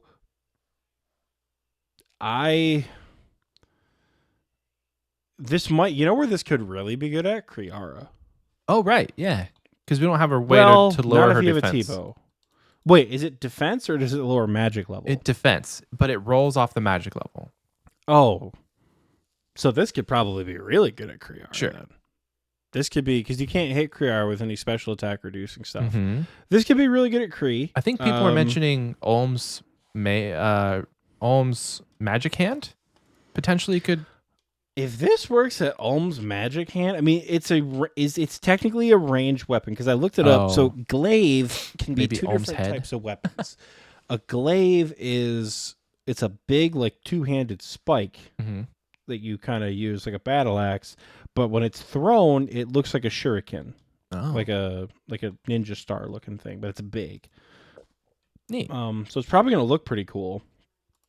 I think somebody posted, like they posted like a mask of renewal, but just like changed its color and put it in like the hand slot, and they're like, it's the glaive of renewal, like, it's something along those lines. or Ralos or whatever the sun god's name is, or Ralos, whatever. yeah. I don't know if it's the sun god or who knows, dude. I'm not up to speed with my Varlamore pantheon. Varlamore? Varlamore. Hey, okay, I like it. Yeah, I mean, this will probably develop its niche uses somewhere. But future if it's content also. But again, is this like a Tebow? Like it's a ranged weapon that rolls off of magic defense, Mm-hmm. and does it reduce every time it hits, or is it a special attack item? It's a special attack. So you can use it Okay. to attack, but the special attack What's- is what people are wanting for this. I'm curious if this becomes like, unless the attack speed is really slow or it just sucks to use, like it hits like 1s and 2s. Is this going to become like a new diet twisted bow? Or is it lower magic defense it hits better? So the higher the I'm magic so defense. confused. Okay, I'm gonna reread this blog because I may have even gotten it wrong. I am second guessing myself. But the way I read it was it takes 10% of the target's magic level. So if the magic level of the target is 200, it would take 20 points off of their defense. But I'm going to read it again because they have the stats on the actual blog. So let's just pull that up. Doing it live, folks. The glaive. I was genuinely roasted by SOST3. He's like, man plays D&D and doesn't know how to say glaive. I've never said glaive in my life. That's the first time I've said that word out loud. So thanks. It says, on a successful hit, it reduces the target's defense by 10% of its magic level. So I was right. This applies to each hit if the glaive is charged. And the special effect is it will roll damage between 0 and 50 of your max hit. When charged, it hits twice. Each hit rolls accuracy and damage separately. So it will be, I think this is like a two-handed weapon potentially, or it's a two-hit splat weapon. No, it's one-handed. But it's a two-handed, but I don't know how many hands actually. Please don't. Please don't. It's got to be at least one and no more. Wow, than two. it's got to be one, but no more than two. So it's a charged weapon. You can actually use it to attack, but I think the special is going to be what. So is it a special attack then? Because Yes. way you just read that. The special attack is on a successful hit, it reduces the target's defense by 10% of the magic level. This applies to each hit if the glaive is charged. And then the special effect. Could get 20% reduction of the. I imagine it works like a Dragon Warhammer where it is the current value that gets reduced, right? So you hit twice at 200, it drops down to 160, and then you hit twice at 160, and it drops to, what is that? It drops by 32, so you get diminishing returns the more you use it. But like, so with this does one, it roll off of the target's range defense to be able to be hit though? for the attack, I would assume. Yes. What does the accuracy roll off of? Because depending on what it rolls off of, you may or may not want to use it, right? Because if it rolls off of the mage level of the target, you want a lower mage defense. But if it's a lower mage defense, what's the point of using it? But if you want a target with a high mage defense like Kuriara, then you would assume it rolls off of the range level of the target. Which, if that's the case, if it reduces defense, right? How is this going to be capped at wardens, for example? I don't. There's a lot of interesting questions. Like, I'm trying to think of like where spec reduction matters in a really important way. You know, whenever they make something that's like, oh, this is going to be the new Dragon Warhammer. Every time I'm like, Is sure. it? Like every time they have suggested a special attack that reduces some sort of stats, I'm like, so if it's not a better Dragon Warhammer or a better BGS, it's not going to do anything. I think this could. Is that I think what this I'm could hold its understanding? own. No, I think it could hold its own. So I It's reread definitely it. gonna have its niche uses for sure. Yeah, because there's definitely like there's monsters out there with high magic, and that's where this shines. So just 2 points of clarification. When it's charged, you get 2 hit splats. So if the glaive is charged, it's a 20% reduction for the same 50% spec. So, for instance, if the magic level is 200, then you would reduce their defense by 40. If it's uncharged, then you're only doing their defense by 20. So that's a 1 point of clarification. So you're going to want to make this always be charged. The second point of clarification is you can only reduce the target's defense by 50% of the initial value. So if the target had 200 defense to start, you're capped at 100. You're capped at removing 100 defense from that target. From that weapon. No, with the weapon. Yes. With the weapon. So that means like you could then theoretically BGS it down to the next to like 0 defense of a target. Well, this could be cool at Wardens, right? Like if Warden has a really high magic level, which I don't know the levels of monsters. Like that's not something I frequent the wiki to check, but like you wouldn't have to run up to it in melee range to use the spec. That's just something to think. You know, there's a lot of applications that like would take some theory crafting, but I think it's cool. Like this is not dead on arrival, I would hope. This is definitely not something that I can see like people just going, wow, the glaive is like useless. Like there are going to be, like Oxie said, niche uses. The one that I didn't put in our notes that I'm actually very excited about is the Echo Crystal. So it is a drop from the Coliseum that what they're thinking is adding it to Guardian boots, but no actual boots are set in stone. But but you attach the crystal to a pair of boots. Right now they're saying Guardian boots, but that could change. And when you are wearing these boots, anytime you get inflicted damage in a 3x3 tile range, you will do a recoil effect. So if you get hit and you're like, camping, you could wear these when you're like doing blood velds, like normal Slayer. Do these while you're what's it called, like neck reels or dust devils when you're stacking, bursting, all that kind of stuff. This could be helpful in monkey room. Whenever you're surrounded by monkeys, you could do a lot of recoil damage. But a 3x3, and it's basically just like whenever you run out of charges, you add another crystal. So the crystal will be consumed, and it's going to be like a Blood Fury essentially, which I think is exciting. That one, not a lot of people have been talking about that one, but I think it'd be cool to just have yet another way of like doing your own type of chip damage. What's its primary type? Melee, range, mage? I don't know. I think it's melee. Let's see. Because if we look, the Guardian boots only have a strength level of +3. Oh. Which means that at its base level, they're not as good as Dragon boots. Oh. Well, I mean, like, this isn't something that you're going to... Like, you would take a boot switch, obviously. And this would just be for certain use cases. Like, AFK Slayer, this would be amazing. It definitely, it's got potential for some places, but, which isn't a bad thing, right? Not everything has to be a new best in slot upgrade. Mm-hmm. I'm just thinking on, like, whenever there's a new item, I think to myself, are we going to take this to raids? And that can't be your first thought. Unfortunately, it's a great thought to have, but like, not everything is a raid item.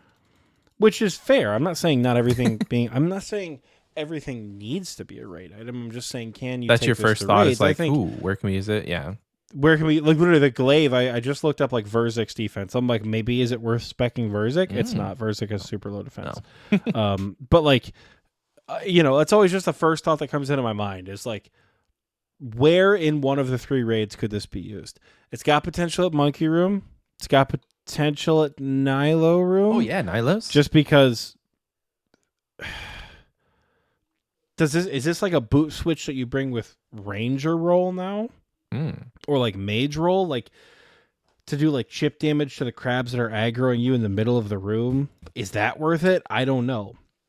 Because what is the chip? Is it like thrall damage where it does 2 or 3? Or is it like percentage-based damage reflection? It's recoil where, like, damage. If you get... So isn't recoil just a 1? Anytime you get a recoil, it's yeah, usually a it's 1 no like matter what? 1 or 2. I think it's like a super low percent of what you get hit. But it's like thrall damage, basically. Mm-hmm.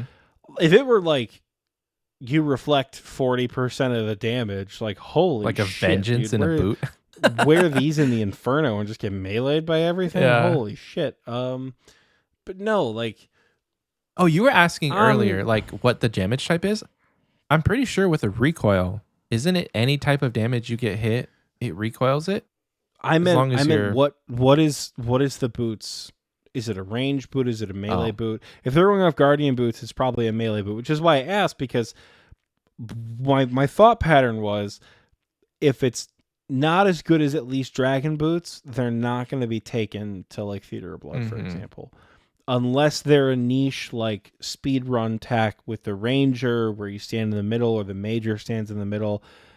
And that is another question. Is it typeless?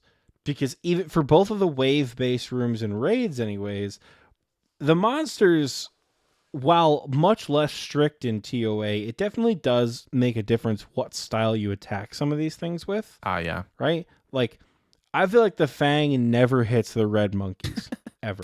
It doesn't. So their melee defense is super high. Yeah, so at least that's what it feels like to play. So the numbers might not be there, but if it's typeless, is it going to inflict damage no matter what? And then, I see what you mean. For a more strict like, room like guaranteed. Nilo, Yeah, exactly. If you get hit by a range attack, is that then going to affect the range, the Major, and the melee or crab that could be around you at any given moment? Sure. What does it work for, like, area of effect attacks? If you get hit by, again, an exploding monkey, for example, does that work? Does it still give recoil if the enemy that hit you is dead? I have a lot of questions. This is an item they need to put into like in a beta. In a beta, sure. I hope they need to put these items in a beta world. Yeah. Because this one, I'm like, it's not a bad item. It has a lot of potential things to do with it, but I don't know what any of them are. Yeah. Definitely a cool concept. I'm sure there's got to be some use for it. My concern is PvP. Oh. Are these Echo Crystals, do they talk about that? Are these Echo Crystals tradable? They're honestly, dude, this is the shortest section, which sucks. They're tradable, but like they don't have a lot of answers to these questions. Like they don't mention PvP. They don't like none of that. Unless they did address it in a more recent post, and I'm just not reading that. Like, imagine somebody comes at you with a ZGS, a Ring of Recoil, and these recoil boots, and is just beating the shit out of you. So you're frozen. Like, let's say you get frozen by somebody, or you get stopped in your tracks somehow. You've got the ZGS effect going, so you're going to take the extra damage. They're going to get the healing. Saros Godsword, that is, not Samurok. You're gonna take the damage. They're gonna get the healing. They're recoiling you with the boots. They're recoiling you with the ring, and they've got vengeance on. Like, it's a lot of chip damage. Exactly. Is that build gonna be a little too much for PvP? Like is the constant. Don't get me wrong. I've seen people hit like 200s. That's an over exaggeration, but like the rate with which people can AGS maul, you don't survive that, right? The double Void Waker straight to the dome, you don't survive that, right? There's a lot of things in PvP. There's a reason they're called KO weapons, right? Shit, I've even killed you with full Darox on. You know, I hit like a 56 to kill you. I took all your HP in one swing. It's just, how is this going to affect PvP? Is it going to affect PvP? I don't know. Does it even work on other players? Who knows, dude? They didn't. Yeah, again, this was the shortest one. So of the questions that we have, only a handful, only a couple have been answered. But you're right. Yeah. A beta would be amazing for all of these. Because there's definitely some like tinkering that I think people want to do with this to figure out the metas before they come out, to be like, okay, you didn't think about this. We need you to address this. And that generally happens with a beta, right? But they didn't do a force beta. They're releasing a new best in slot item, so they're going to do a beta. Yeah, of course. I think if they do a beta for one of the items, they're going to do a beta for all of them, because, you know, there's no way they release an item that could make the T-Bow's max hit on task a 90, right? That's obviously, like, again, it could be an over-exaggeration, but I don't know what other reward items there were, but I feel like the quiver is what I'm most excited to talk about. Two more. We can get through the Sunfire armor is basically just a better version of Proselyte. I hope it looks, if it's called Sunfire, it better look sick as f. That's my only thing. I hope it looks sick as fuck. Does it offer more prayer bonus? It does. It's oh baby. It's slightly better defense stats and +2 prayer bonus over its equivalent in each slot. So it has holy shit, six more prayer bonus. Yeah. So 4 more prayer bonus, because nobody ever wears the helmet. Oh sure. Unless it's like a set effect. You know how toxic that would be if they're like, yeah, it gives more prayer than Proselyte, but you have to be wearing all 3 pieces. Like, dude, you suck. Because you don't ever wear the Proselyte helmet, because when do you need prayer the most? Slayer. On a Slayer task. So. Yep. Oh, this is a ranged armor now. But it still offers the best prayer. Yeah. So that's good. So now you can pick up. So now you can have. Hold on. Now you can have the effect of a backpack or a range cape work with non-metallic armor and still use the range armor in melee situations. Because let's say you're bursting Necreals or Abyssal Demons or whatever. Praying melee negates all damage. You could wear monk's robes and take no damage. So this could be, oh my god, with the Venator bow on task? Holy, dude, you're going to last forever. Yeah. So there was a bunch of feedback there. People were like, why would you do Proselyte from the Coliseum? Well, it's not Proselyte, but it's the equivalent to Proselyte. They're like, why not just have a continuation of the Temple Knights questline or the Slug Menace quest story? Which we do need, by the way. Yes. And they said, they want to keep those quest lines, those quest lines rewards available for the future.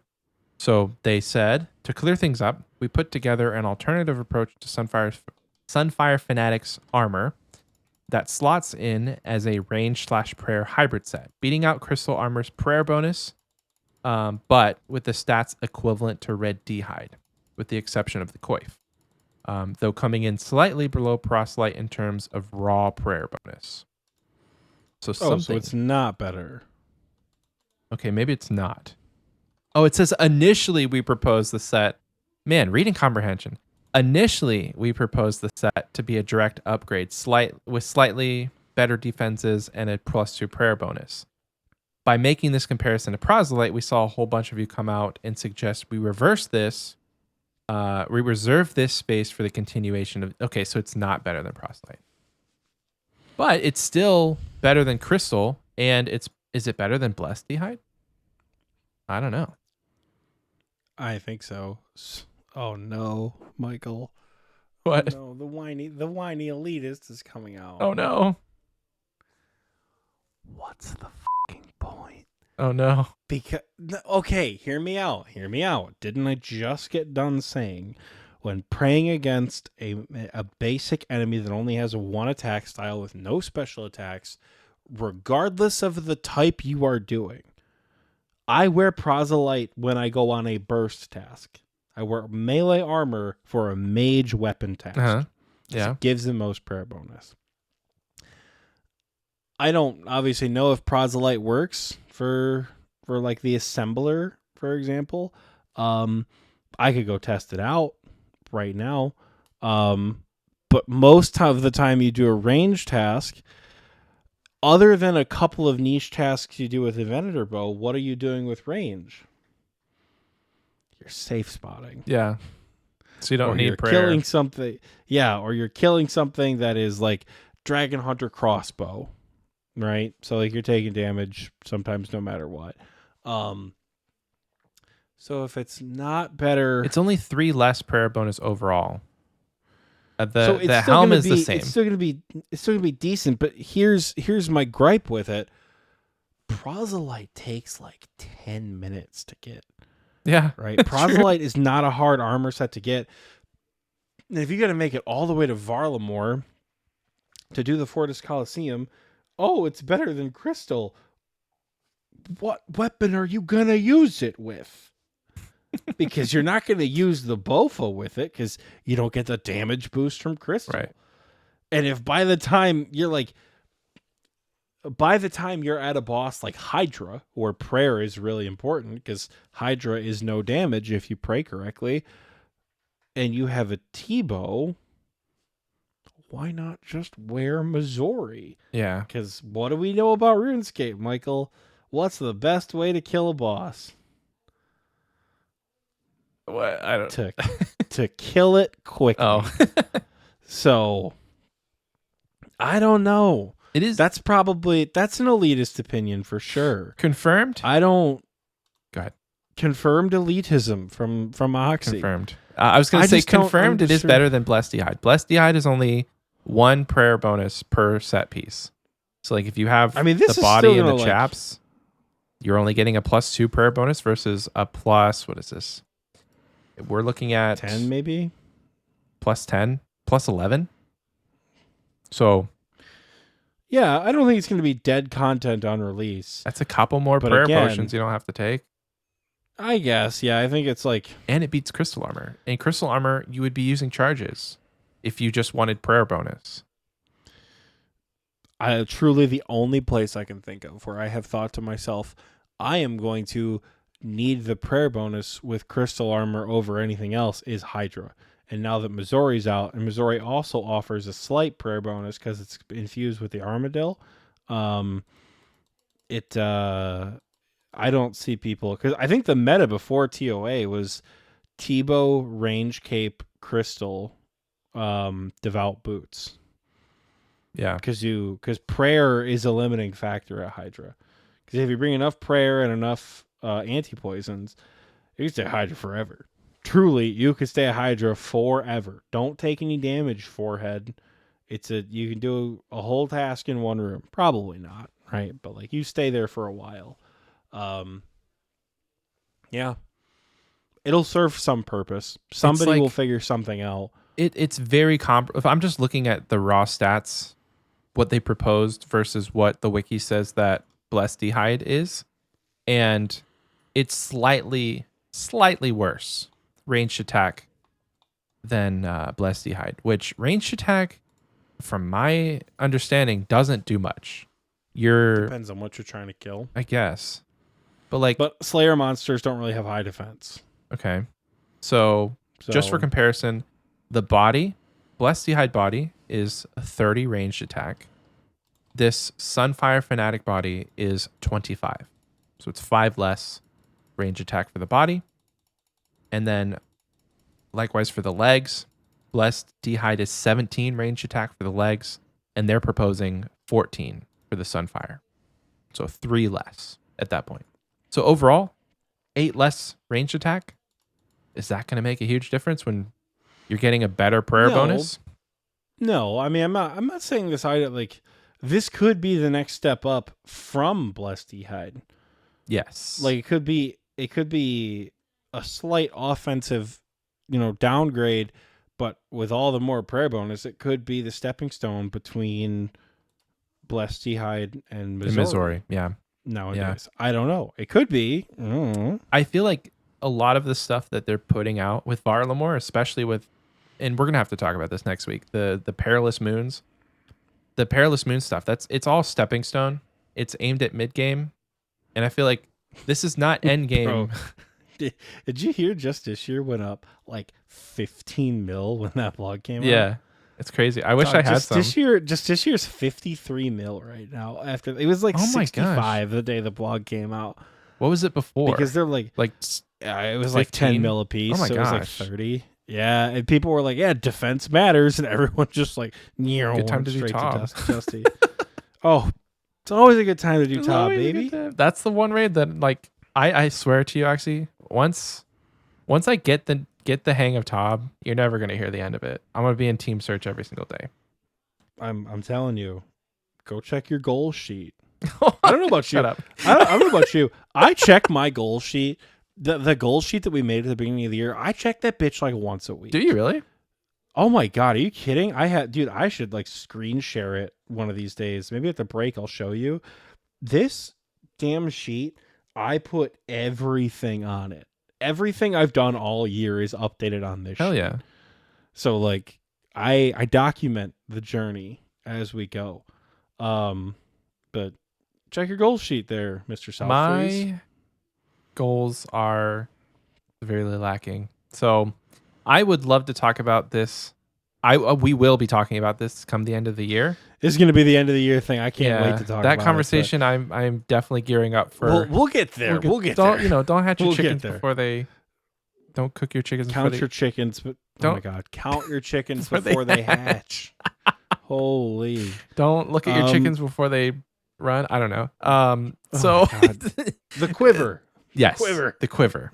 We're gonna round this conversation out with the quiver, and I think it's cool. Like, as far as just initial thoughts, right? So, as far as something that you could bring to the table that could replace what has been effectively known as best in slot for the last 6 years, this is a good alternative. Like, this is a good replacement, I should say, to what we've known as the tried and true. It's on my back, like they made a transmog. They made a, what do you call that? They made a kit for it. It's so iconic. And I'm interested to see if they'll make a kit for the quiver. Do you think the Missouri kit's going to attach to the quiver? Surely. Right? Surely. Like, it'll give it a little yellow hue or something. Because, like, okay, before we get ahead of ourselves, the quiver, Denzana's quiver is, I would assume, going to be one of the more rare drops in the later waves. That's going to be the Infernal Cape of this item. I don't think it's going to be, at least I would assume it's not as difficult, but that's going to be the one that probably takes the most glory to get. Yeah. Is the quiver. It's a new best in slot range cape. Cape, mind you, not an ammo slot. This is a new range cape that can hold 2 types of ammo. And can be combined with your Avas. It's either charged or permanently charged with some sort of dust. I think it's Sunfire dust, if I'm not mistaken. Which is like probably the ancient essence of this mini game. So the cool thing is, this allows you to still wear some sort of blessing along with having ammo, which is kind of cracked, if you ask me. Like, the blessing is not that much of a game changer, but like, this opens up the ability for new and exciting things to go in the ammo slot. Like, they could have a Varlamore diary that gives you a cool item that goes in the ammo slot. Bro, it's Gommel's penny, or the penny. They needed a way to make Gommel's penny relevant. Yeah. So they said, "Yeah, no more ammo slot needed." So you can. Oh, but when you use, I think the Gommel's penny only works on charges. So like, it's not even useful for the twisted bow, man. Like what? Well, it sorry, just Gommel's keeps you... penny. I don't. Well, so. I don't know. The penny is just going to stay in your slot no matter what, right? Because when you take the cape off, it doesn't just unequip the ammo that's stored in it.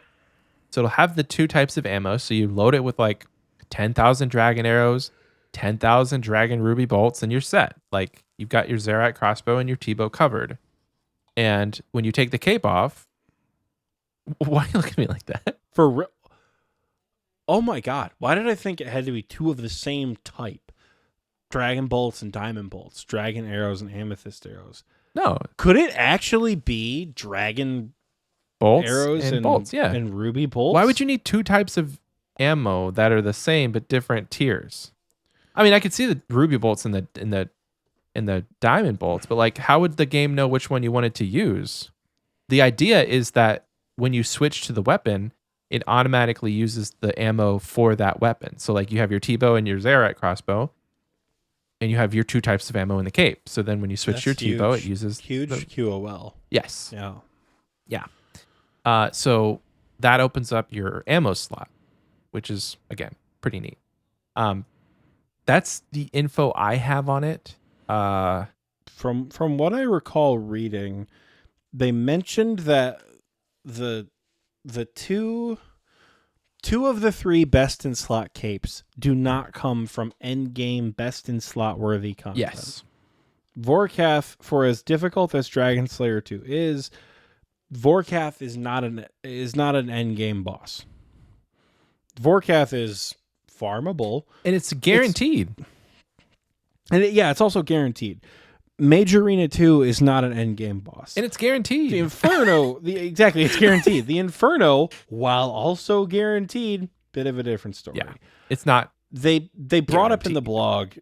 They brought up in the blog when I read it a while ago, whenever it first came out. It was like, we're going with range because we know the assembler is iconic, but it's like Vorkath really isn't that hard. It's guaranteed, and we really don't know what to do with magic right now. Yeah, Shadow is just like gatekeeping all of our magic items, Dude, essentially. It's like, let's like OSRS Mage Arena 2 cape.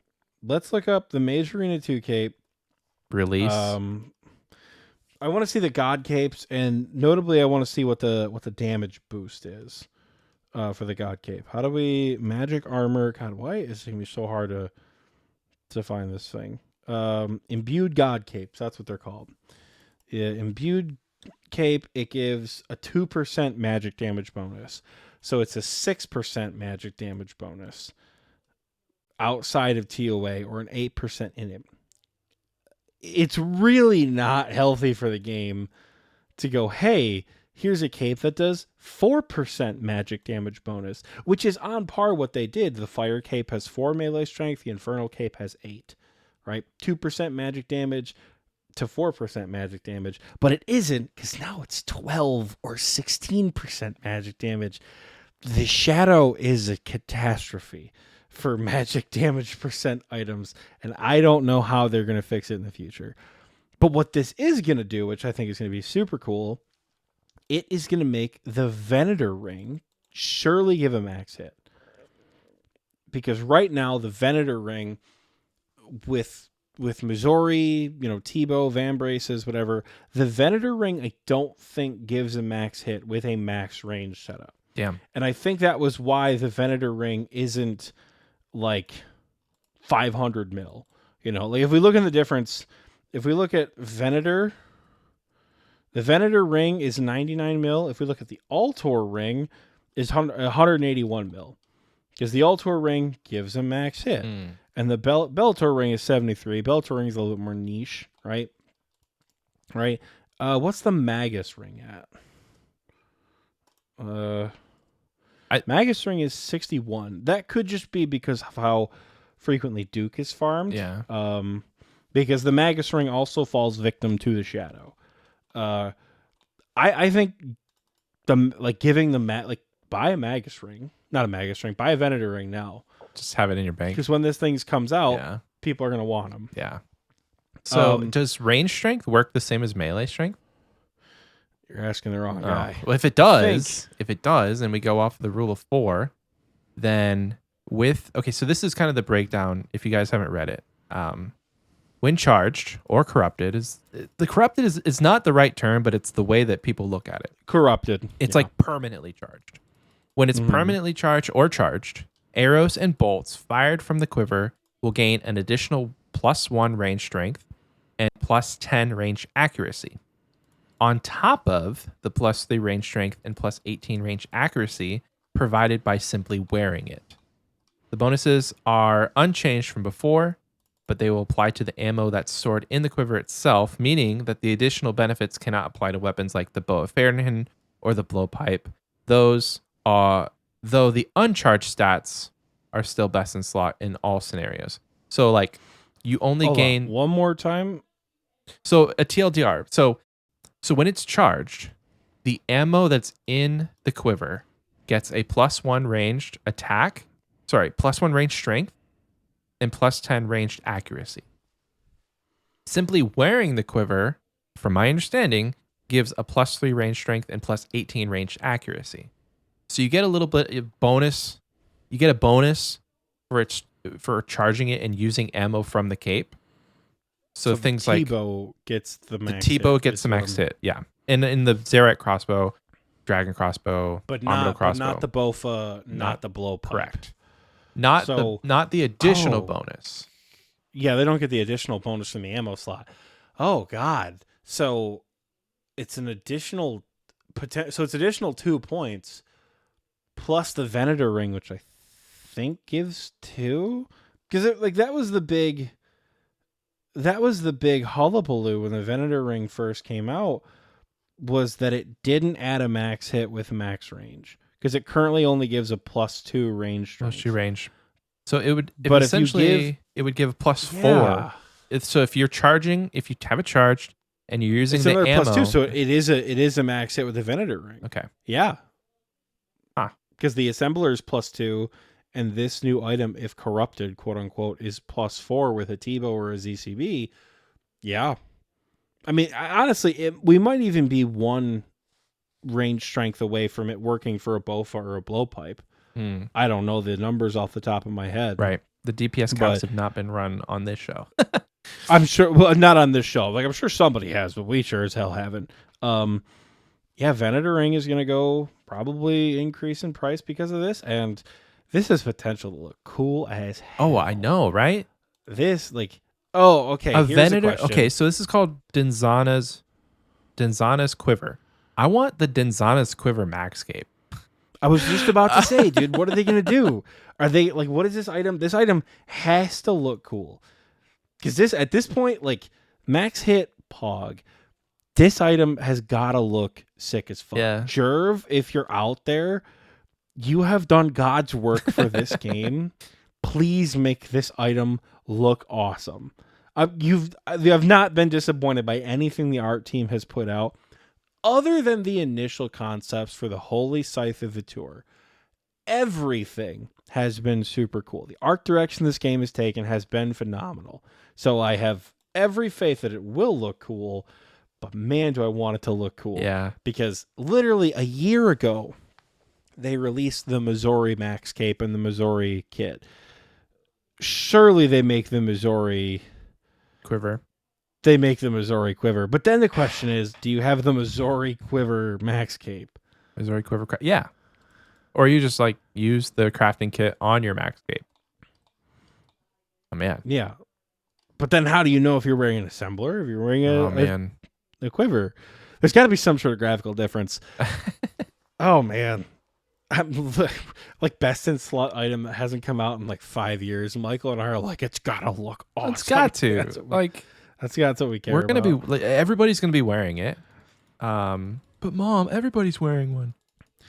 Well, the question is everyone going to be wearing one? We don't know anything about the Coliseum's difficulty. Because that's true, though. If this is truly, if this is supposed to be the infernal cape of range backpacks, is everyone going to have one of these? Am I going to get flamed for my Avas? Come on, guys. No. He's a blue guy. I'm not even yellow. I'm freaking blue. He's a blue caper. I'm a blue caper. No. Gosh. Yeah, I mean, I think this has potential for the end game to be harder, because they say in the post, or at least the post that I read when it first came out, they want the best in slot content to come from best in slot items to come from hard best content. In slot hard content, right? Which, as it should be, right? I don't think that's always the case, right? I don't know if I would consider next to be particularly hard content, because you can kill it in a group of like 60 people. Yeah. Small teams next, different animal. That's a different boss in a trio, because I have only ever been able to complete it in a trio scale. That is a different boss in a trio. It's crazy. Holy shit! Because like I remember I don't think doing next it doesn't on scale release. down. Yeah, next doesn't scale down. So when there's 60 people in the room, or when there's 3 people in the room, that bitch has the same amount of health and the same like schmacking you. So Yeah. next is hard in a small team. So I get it. But Tombs of a Masket and Chambers of Zarek dropping best in slot armor. Unfortunately, you've got the Avernic Defender, but Theater of Blood doesn't really drop anything best in slot. Huh. I know that sounds really weird, but the Scythe has been so underutilized on every single new piece of content recently. That's why like the price is in the bin. Like Shadow and Tebow are like 1.3, 1.5 bill. Scythe is like 560 right now, I think. Because it's not used anywhere. Yeah. It was supposedly going to be really good at Desert Treasure 2, and then, oh shit, the Fang has a slash feature. People have been talking about taking slash off of the Fang as a way to balance. Yeah, because of the new update with like the offhand from the next week. I guess we'll get into it next week. It's 11 o'clock at night, so you're going to get some late news from us with what is essentially Barrows 2, from what I understand. It's like Risk of Rain meets the Barrows brothers in RuneScape. I'm excited for it. I'm genuinely excited for it because it's content I'm going to grind the hell out of on the group Iron Man. That blog came out the second day ASA was out live. Yeah. So you haven't touched it. Oh my God. They're like, new RuneScape blog about mid-game PVM with Justiciar.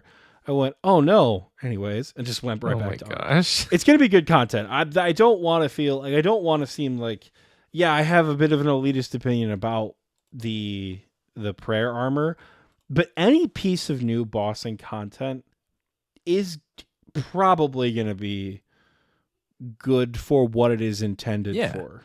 Yeah. Right? Well, you have to think like TOA stinky. But maybe TOA stinky because I have more fun at top. Sure. Because I know people who are like, dude, TOA is my bread and butter. Yeah. I love that shit. But for me, think about it like this. Maybe think about it like this. We're gonna dive into this deeper next week, but I want to kind of leave them with this point. People still use Barrows armor to this day in end game content. It is viable, and they said that this new, what is it, Frostlight or something? No, what did he call it? Perilous something.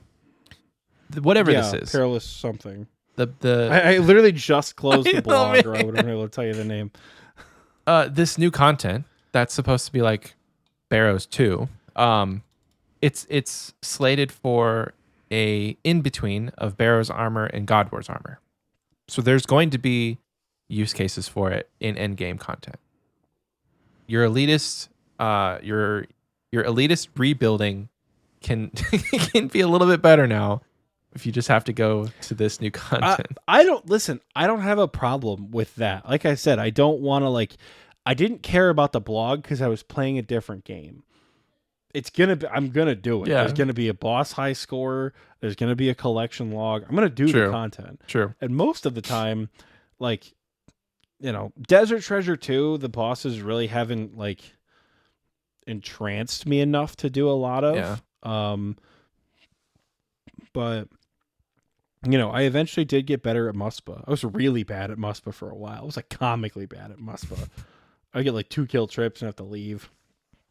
But now Muspa feels a lot better, so I'm gonna do it. I'm not boycotting it. I don't care. Right? I new bossing content good. Give us more stuff to do. Yeah. Yeah. Especially when it comes to account progression. I'm in the thick of account progression on this new account, on the Group Iron Man account. And I'm excited for these steps. You know, like I'm not going to go to God Wars for a while. So having something that's a Not bit by better. yourself anyways. Sure. Having something that's a bit better. Well, hey, listen, if I get a Bofa, I can like, there's just a new like Krill method where you can kite them around, like you kite around the room and you take no damage. Pretty cool. Yeah, it's not new. It's not new? It's new to me. Listen. I was gonna say it's not new. It's new to me. My sweet summer child, that method is not new, but it does exist. Yes. Yeah. So there's a potential for solos, but like not having to wear barrows everywhere and like the degradation effect of paying all this GP to use it, that could be exciting. And the set effects could be cool. More on that next week. Yeah, Michael and I are trying to resist because it's 11 o'clock at night. So we're hard. really trying to like, because Michael was like, oh, we're going to talk about everything, baby. And then we were like, holy shit, we're 40 minutes in and we haven't talked about the main content. What's new? Coliseum is going to be fun. I'm excited for the quiver the most, I think. Yeah. I'm excited to try this stuff in the beta, knowing full well I'm going to forget and not play the beta worlds. I'll like remind I have you. for literally every update. I think we should do a follow-up. Like just a short little segment. Maybe that's what we'll do. Maybe when we start doing our Patreon streams, we'll do a beta world stream. That'd be fun. We'll do content with all the new items in the beta world because everything will be open to it. You could do the Inferno in the beta world with the new stuff. Oh, hey, that's how I practice triple jazz. Funny enough, if you made it this far and you're not signed up for the Patreon, we'll get to it in like literally 2 minutes. But yeah, I was gonna say patience, young. Okay, Jedi. Patience. Patience. Come back after the Patreon. break. We'll talk about Patreon. I'm just saying. The new Coliseum is going to be fun. I'm obviously, me being me, I'm hoping it offers a little bit more end game potential. I'm hoping that the theory of like comparing numbers against other people motivates people to do this more, and end game players have some sort of satisfaction from that. Because you've seen the old comic strip that's like watching paint dry. What am I supposed to do with this? And he looks at it, and the number says, you are ranked 3,980. And then he looks at it for a little bit longer. He's 3,979, right? So he's just staring at the paint, watching the number go up. Yeah. I'm hoping this has a similar effect, but I'm hoping it's also fun. I'm hoping the Fortis Colosseum, I hope the debuffs aren't like miserable, Because if the debuffs they offer feel bad, this is going to be a piece of dog shit content to do. But it offers theoretically tradable rewards, so it could also be the best money in the game. I think honestly, like it's an update. Yeah, it's an update with a lot of potential. Because the Inferno, you can't make money. Like you're not getting a drop. You're literally just there for a best in slot upgrade. I don't know, man. I made. What was it? Listen, you can make money deviously. 1.2 million tackle in my time. Oh my gosh. In the Inferno. If you're bad, you make money. I made. But you can. I say you make devious money. Like you can sell capes. Don't sell capes. I made a little bit of GP in the Inferno. Dude, I got my cape and I went to the Tazar store. They're like, oh, are you going to buy Onyxes? I'm like, no, I'm buying Tazar armor and weapons. What are you talking about? They're like, you're not making as much money. I'm like, it's not about the money, Spider-Man. It's about sending a message, So I guess you can make money doing that. But also, yes, don't sell capes. Don't do that. Don't buy your cape. Don't earn your cape. Yeah, for no other reason than like what you are missing out on by not doing it yourself. And I imagine the Fortis Colosseum could feel the same way. What you are missing out on by not doing it yourself is so much more valuable than being able to say being able to wear one around as an item, if that makes any sense. I'm sure some people out there get it, some people might not. That's okay. Right? Yeah, some people don't do care. It yourself. Some people are like, some people don't care. I'm just saying you're missing out on a truly electrifying feeling doing it yourself. But yeah, Chaos Cleric says, so what you're saying is the more runs it takes me in the Inferno, the more Onyxes I could buy? That is exactly true, yes. Get the Karamja Elite Diary done, you get quite a bit of Tockle for every failed attempt. That's all I'm saying. Fortis Colosseum, good. Fortis Colosseum has potential. Do we know when it Next comes week, out? Have they talked about that? We have. If I was a betting man, it's probably all going to come out in the beginning of next year. Okay. This is probably going to be the content dump after Leagues. Yeah, I was expecting so kind of like how that. Next was supposed to come out after Shattered Relics, and then Shattered Relics got pushed back. I would bet middle of January, maybe late January. Can you imagine? Middle of January, probably. Can you imagine a mid Leagues release Varlamore, and people didn't choose Karend? They would be punching air. No, they would quit the league. They would never do that. Leagues makes Jagex so much money, they would not want to change it mid-game. True. Because if like they released Getting Ahead during their first Trailblazer League. Not a big Getting impact. Ahead takes what? 4 minutes to do? 4 minutes and no guide. Yeah, it was like a Karend Chronicle type quest. Like it really didn't. It served a greater purpose for a Kingdom Divided, but didn't offer anything of note, and didn't matter that you couldn't do it. Right? You lost your quest cape for 2 months. Who cares? You know. But they would never release Varlamore. They would never release Nex during a league. They would wait. They're probably going to announce stuff during leagues. During leagues, we're probably going to get polls for Varlamore. We're probably going to get more information. We might get some ideas of what the quests are going to be, which, like, I'm going to say it again. Jagex, Mod Ed, if you're listening, Varlamore has got to be locked behind a Kingdom Divided. It's not. I don't have it unlocked. It's not. It's got to be locked behind a Kingdom Confirmed Divided. it's not. There is no way. It's not. What? It's weird, but it's not. Where did they confirm that? The Varlamore blog? It's locked behind a quest, but it's like a baby quest. No, they didn't. There's no way. OSRS Varlamore blog. There's no way that it says it's not locked behind a Kingdom Divided. They didn't confirm that? SOS said no. Am I wrong? Okay, overview. All right. Old School's next area expansion will take you to the Shining Kingdom of Varlamore. Whether you're a Lorehound, a PVMer, Skiller, Varlamore is something for you. So it says a Kingdom Divided. Varlamore will be a huge, highly anticipated area expansion, and we want to ensure we can make this newest part of the world feel alive and full of content from day one. We've learned a lot from our first foray into the continent with Karend in the Kebos Lowlands, and we plan to harness these learnings to make Varlamore the biggest and best area expansion yet. To make this happen, we're splitting Varlamore into a multi-part release, blah, blah, blah. Each area will continue with a variety of key content pieces, so you'll have plenty to do from the moment you first step foot in the region. We'll keep you in the loop throughout the undertake. To start us off, we've got 4 major content beats, so keep reading. Before we get through that, though, some acknowledgments. What the hell is this? They don't... Huh? Where did you read a Kingdom Divided? I went to the blog overview, typed Control F, A King, and it popped up. It's the first subheader underneath overview, and it says nothing about AKD. This has got to be locked behind a Kingdom Divided. I am sorry. Maybe that's the story payoff and the lore implications. Whatever baby bitch quest you have to do has to be done after Kingdom Divided. Like it can be a 2-minute, what's the client of Karend level quest? It's just dialogue and a fetch quest. It's not hard. Or novice or something. Yeah, let it take 2 minutes, but let it require AKD. It's got to. It's going to be so much more satisfying. Because I think I said months ago after the summer summit, that if you don't make AKD the payoff, what's the point?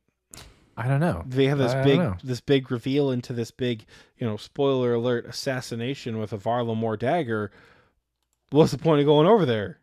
It just seems like... Well, I'm sure they'll have a continuation of the quest with AK, say right now it's what, like a master level quest?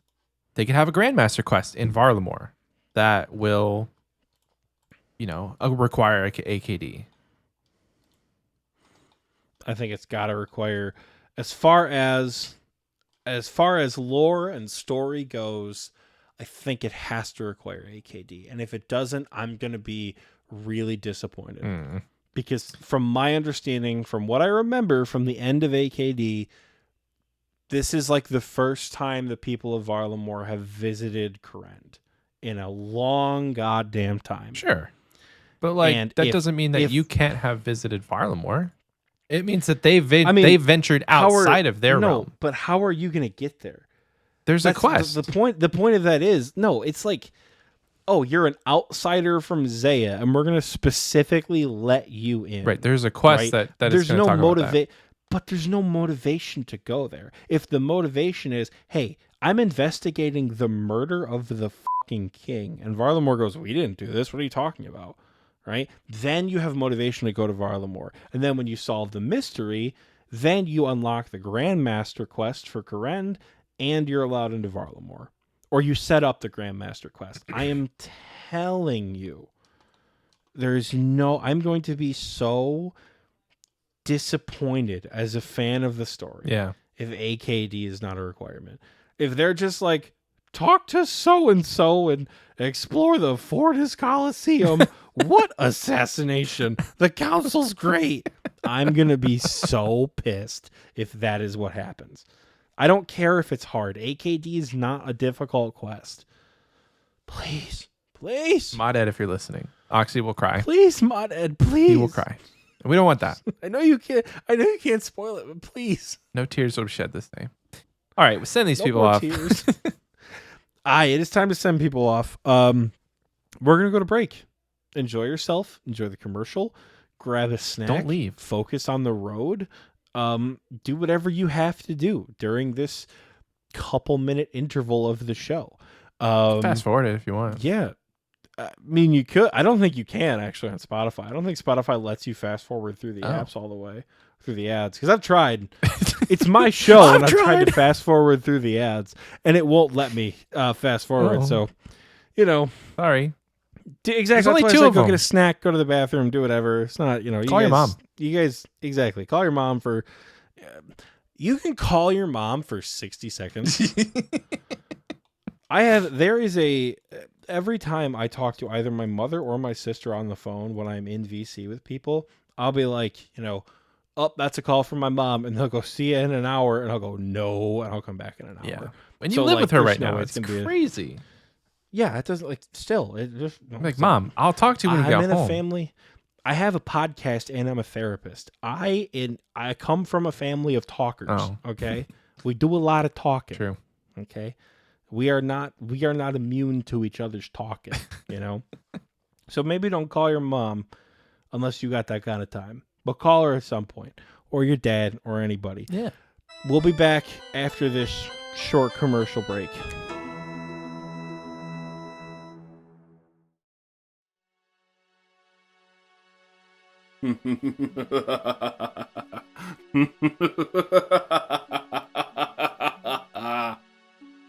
Good evening, adventurer.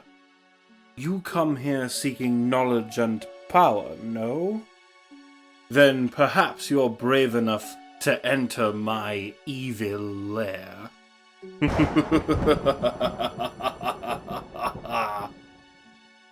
For those of you... David, honey, who you talking to down there? What? No, Mom, I'm trying to shoot a movie. Oh, okay, honey, have fun. Now where were we? For those of you who dare enter this hell, you may find the power you seek. But of course, such power comes at a price. You must... David, honey, what do you want for dinner? I got leftover lasagna or dinosaur chicken nuggets. Dinosaur chicken nuggets, please. Thank you. You're welcome, sweetheart. Okay, evil. I am evil. Okay, we can do this. To obtain that which you desire, you must take the life of another. But you adventurers are all the same, and your bloodlust is rarely sated after just one. However, there is not reward without risk. You must... David, honey! Oh, I swear to Zamorak. What, Mom? Would you like ranch or honey mustard with your nuggets? Do we have any hot sauce? Yeah, I got hot sauce. You want hot sauce? Yes, please. Thank you, Mom. Of course, dear. Okay, let's just get this over with. However, there is no reward without risk. For you must endanger the life of your closest companion in order to fulfill your desires for knowledge and power. If this is a chance you're willing to take, then I invite all of you to venture to my corner of hell, if you dare. David, honey, if you're gonna have friends over, I'm gonna need to make more chicken nuggets. Mom!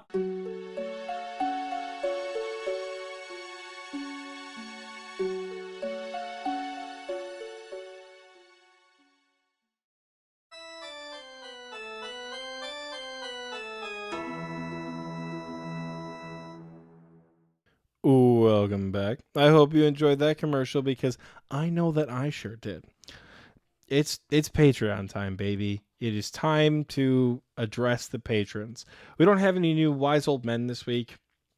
We have some people signing up for a free tier, but no new wise old men that are on screen right now. That is both an acknowledgement of the wise old men and a reminder for editing Oxie to get the wise old man thing on screen, so you guys can look at your names and be like, oh my god, that's me.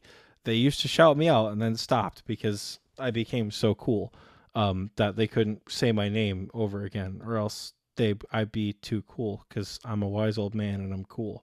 I'm not a wise old man. It's Oxy talking about money, you guys. What do you expect? Anyways, Patreon, we love you so much. There is one tier, however, that we do shout out every week, and that is our dearest KBD tier. So, kicking things off in the King Black Dragon tier, we have formerly Dicky Bird, which don't know if we ever sorted whether or not you want your name said out loud. So, formerly Dicky Bird. Baal Zabul. That's new, I think. Cool. Broic 70. My dad. Hi, Dad. You can tell when the names get thrown out of order in the KBD. Michael and I are always like, oh, that doesn't sound right, but it does, so welcome. Damon S. Dylan L. Elite Oreo Dunker. EXP Enjoyer. Gumby. Legend Gary. Lil Drakey. Mark, a.k.a. Ice Team. Mrs. Oxiem. Sup, baby. MT Birchfield, our third favorite supporter, Ralph, Rylithian, Soggy Waffles, Seppi J, Seth Shep, Skooma92, SOSD3, Sparky Life, Spartan Fire, Swole Dundee, the Big G Jordy, and the Crayola Cran. Thank you for your guys' support at the King Black Dragon tier. It really does mean the world to us. It is so much more than we would expect for you guys to support on a monthly basis, and for some of you guys who have been supporting for so long, it's insane to think about, that you guys have offered that kind of work. I just got a frog token. That's the real win, baby. That is the real W. We have another frog token to add to the stack. But thank you guys so much for supporting on Patreon. You can follow us, I think, or do something for free on Patreon now. If you head over to patreon.com/XPWaste, you can follow us for free, or support for as little as $1 a month, or go up from there with tiers. You don't have to cry though. Features. What? You don't have to cry though. Why don't you have with to tears? Cry, huh? I swear to God. Okay. I'm also looking for a new co-host after. Are that you? one. So Can I apply? Anybody, let me Maybe. It'd be funny as hell if I make Michael apply for a job he already has. Does it mean I'll get paid? No, Oh, probably damn not. But yeah, head over to that. Michael and I are planning on doing some exclusive Patreon streams. That will probably be the new reward for Party Pete tier, I think. I have something to say about that. I wanted to. Oh, he does. Listen, I was sitting there writing all of the notes for the Varlamore stuff, and I forgot to add this as a note, but I wanted to talk about this like the first 5 seconds, because I think that new updates like this deserve to be said in the parts that people actually listen to. Not that you guys don't listen to this half, but I feel like there's a lot less of you that stick around to listen to, like, who in their right mind would not skip this part? Who in their right mind would just not like +10, +10, +10 until they hear, and here's the fun question. Michael, do you have a fun question? Like, I would do it. So if you're still listening, thank you.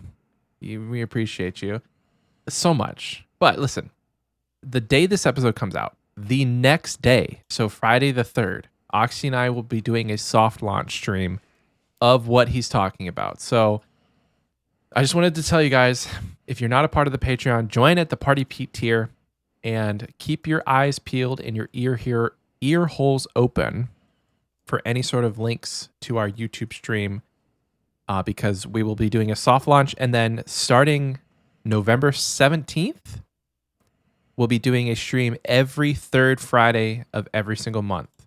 So this will be replacing the extra episode that we used to do that came out on whatever schedule we wanted to. You know, like sometimes we would have like the extra episode for March come out like mid-April, and we're like, yeah, it's the extra episode for March, guys. No, so God, what a wild time. Wild time. So we'll be streaming every 3rd Friday of every single month. Doesn't like there's no like agenda. It may be 30 minutes, it may be 4 hours. We don't know. It's just however long we want to be live. But the big thing here is soft launch on the 3rd, and then starting actually streaming every 3rd Friday on the 17th. And then the next one is March 15th. So I don't know. March 15th? December 15th. Brain said March earlier. Brain continued saying March. Yeah. Trying to kill Dagonoth. It's going to be fun. I think we have a lot of potential. We're going to figure out how we're going to get both cameras and possibly both gameplay pieces up at the exact same time. So that could be a really fun time. Maybe we'll do some wacky content. Maybe we won't play RuneScape for some of the live streams. Just hang out. Yeah. I mean, it's bonus content. So yeah, do whatever we want, man. We can do like an AMA. Who needs to know? You just crack a cold one and look at TikTok streams. I don't know. I have a lot saved from the last time that we did that extra episode that I think you would actually laugh at. So anyway, yeah, that is Patreon. Like we said, www.patreon.com/Xpwaste. Go check that out. While we're talking about spending money for Xpwaste, go spend money in our merch store. Hell yeah. Because we're getting more we're importing pieces from the old store to this store. So any of like the old classic Xpwaste or whatever logos, that should be up there. And we're of course like actually looking at new stuff. There may or may not be a rework of the Killer Protection Agency logo coming at some point. Oxie needs time to get back to his real computer and like cook for a minute to see what he can drum up. I'm gonna post the one for our wise old men here just to get them going. Yeah, could wise old men get a little treat. That's also Patreon bonus. Patreon. Anyways, it is time for the community question because God, I hate advertising. Do you? I really do. I love you guys very dearly and I love your support, but like, I'm awkward. Don't give me money. Don't look at me. I'm not your mom. Don't look at me. Don't look at me. Look at Michael. Hey, he's got guys. a community question for you. Michael, hit him or something. Hit him? I don't condone violence or drunk driving or driving with your phone out watching this episode. Anyway, guys, It is time now for the community question. Last week we asked you, what was your favorite bingo moment or memory? We have a lot of responses. We'll get into it. Here we go. From our Spotify replies, starting us off, Buckeyes says, best moment was finally growing the cojones to jump into LMS. Listening to Spari and Birdfax rage made the moment all sweeter. I was sad that we didn't get the duo on the old Gooligans team. I really kind of wanted that dynamic duo. Their name, if we were voting for best name, they won in my book. Guthin's Rest. How cute is that? That's so wholesome. Wholesome names are the best names. Guys, I'm not even going to get into it. Reed Easy says, learning Cox with the C4 boys, Noah's DS2 speedrun, and Oxie taking off his Slayer helmet at Smoke Devils. Listen. All right. So did you get asked about your hairstyle? No. So here's the thing, right? Michael, before we came back from break, said, we got to get back from break quickly, like now, because we're going to have a lot of tangents because a lot of your team answered. I said, oh, hell yeah. So we're going to be doing this a lot. I was killing Smoke Devils while we were like aggressively hunting a Superior Slayer unique. And I was in VC with the boys, and I got a nuclear Smoke Devil. It was like, oh, this could be it. This could, like, every single Superior, everyone would tune into the stream. There like 10 people, like, all watching someone kill like a nuclear Smoke Devil or a greater Abyssal Demon. Yeah. Waiting on like bated breath. So I get this Smoke Devil, and of course it's fucking Submedian of all people. It's like, take off your Slayer helm, do it, take off your Slayer helm. And everyone is like, do it, take off your Slayer helm, pussy. You won't take off your Slayer helm. I'm like, I don't care. I'll take it off for one tick. I'll take it off for one tick. I'll tank the damage. It'll be fine. Turns out Smoke Devils lower all of your stats to 1, which I didn't know if you're not wearing a Slayer helm. So you couldn't kill the Superior? The Superior was spawned. Had no way to kill it. So I was reloading the cannon, just was punching the Superior. Oh my gosh. And I think it was Shinkiro and Ava. Shinkiro had to come and like stat restore boost me and then drop a super restore on the ground. Because I couldn't get my magic back That's up funny. to kill the thing. So don't take your Slayer helm off. Not because you'll get killed, because you won't be able to attack any of the enemies in the room. Good I to know. did kill the monster and didn't get the unique, so it wasn't worth it after all. But what if it was though? That would have been a great moment. that would have been great. Thank you, That would've Reed been Easy. Next up, we have HP Healer. They say, going on my first raids and being able to contribute even though I had the lowest EHB and EHP. Hell yeah. Love it. Hell yeah. I had a pretty low AHB too, so doesn't mean you can't contribute. Pork Cherry says, I died at Zalcano, still had time to re-gear and finish the game in a trio with just enough points to earn a drop. Naturally, I got that sweet, sweet crystal tool seed. Damn! You have the crystal tool seed on a death? Sheesh. That's cool. That's really neat. I didn't think that was possible. But anything's possible with Pork Jerry. Next up, we have OC Dam says, joking about getting a super restore hilt with 9 other goobers at Callisto during the Osmumpton Mumpty's 10-hour hilt grind. Laughed so hard, I couldn't see. The super restore hilt. Like we said, people are gonna say shit that we don't This understand. is definitely like but there's about 19 people who listen to the show probably that will and are going, yeah, super restore hill. Cackling. No idea what that means. We have no idea what that Oh means. gosh. But the Osmumptons Mumpties was the only team that beat C4 in total Callisto kills. We killed Callisto 4,000 times, and these poor bastards killed more than that. Oh my gosh. So They are poor bastards. Oh my solidarity in how dry you guys went for that hilt, but Super Restore Hill. Damn. That's the one. Okay. 99 Jedi says, my favorite part was listening to your experience through the podcast because I am too newbie and poor to join bingo. I call BS on that one. Nobody is too newbie or poor.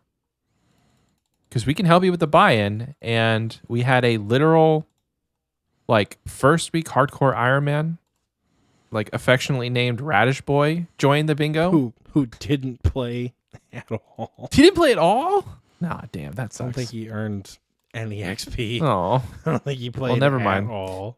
That, I guess that point doesn't stay.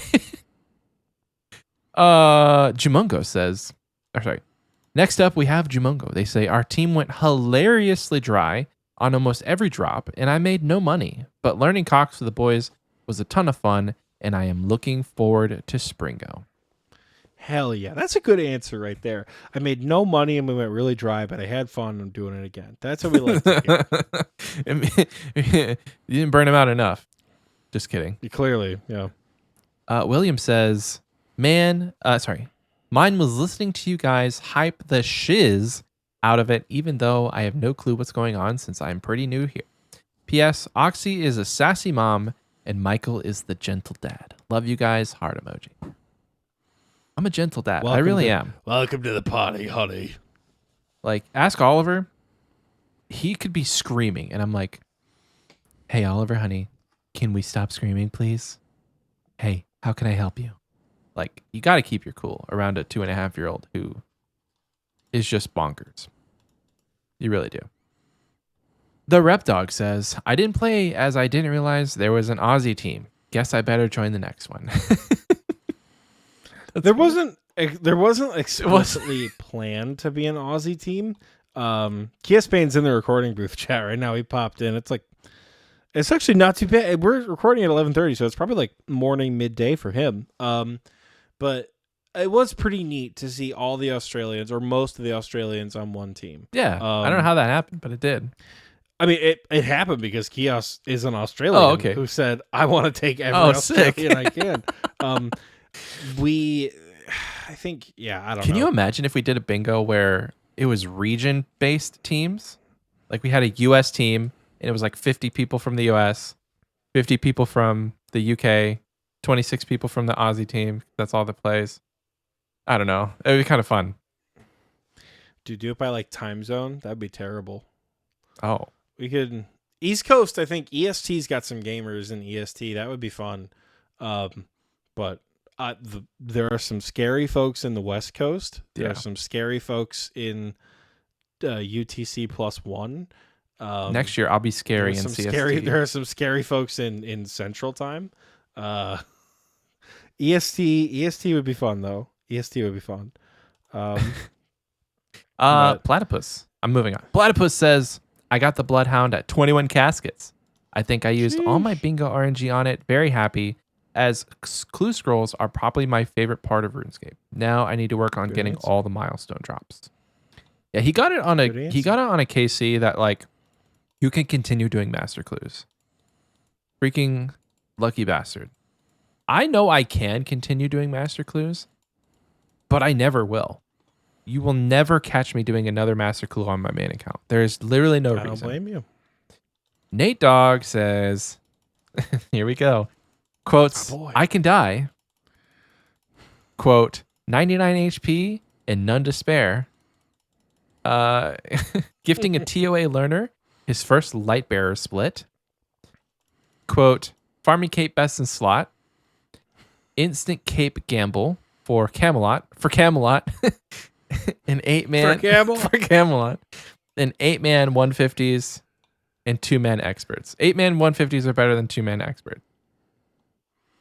God, that was hard to watch. That was so hard to watch. Heartless and Thunder were doing duo 415s. Oh, like they were absolutely. It was the meme of the guy sweating and the other guy singing payphone into his microphone. Yeah, they were sweating their balls off in 415s. We are a chaotic mess of like 8 shitters and a 175.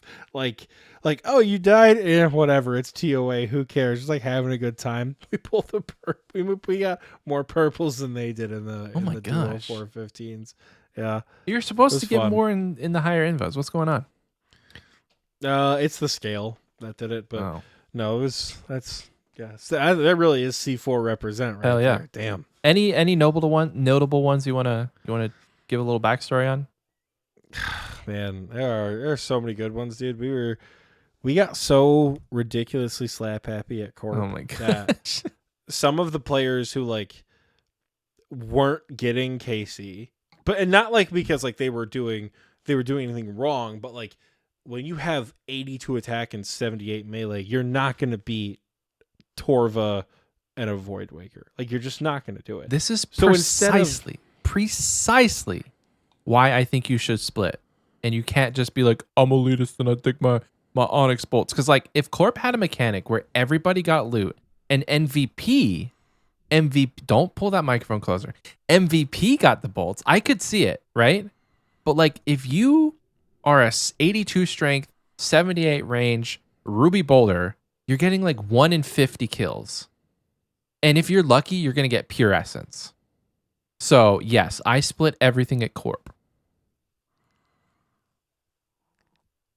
Anyways, when you're not gonna get the kill, some of the guys were like, and this is what I loved about my bingo team is nobody ever gave up and nobody ever felt legitimately demoralized. Never give up, never the what? guys who they never give up, never back down, never what. We said that all the time.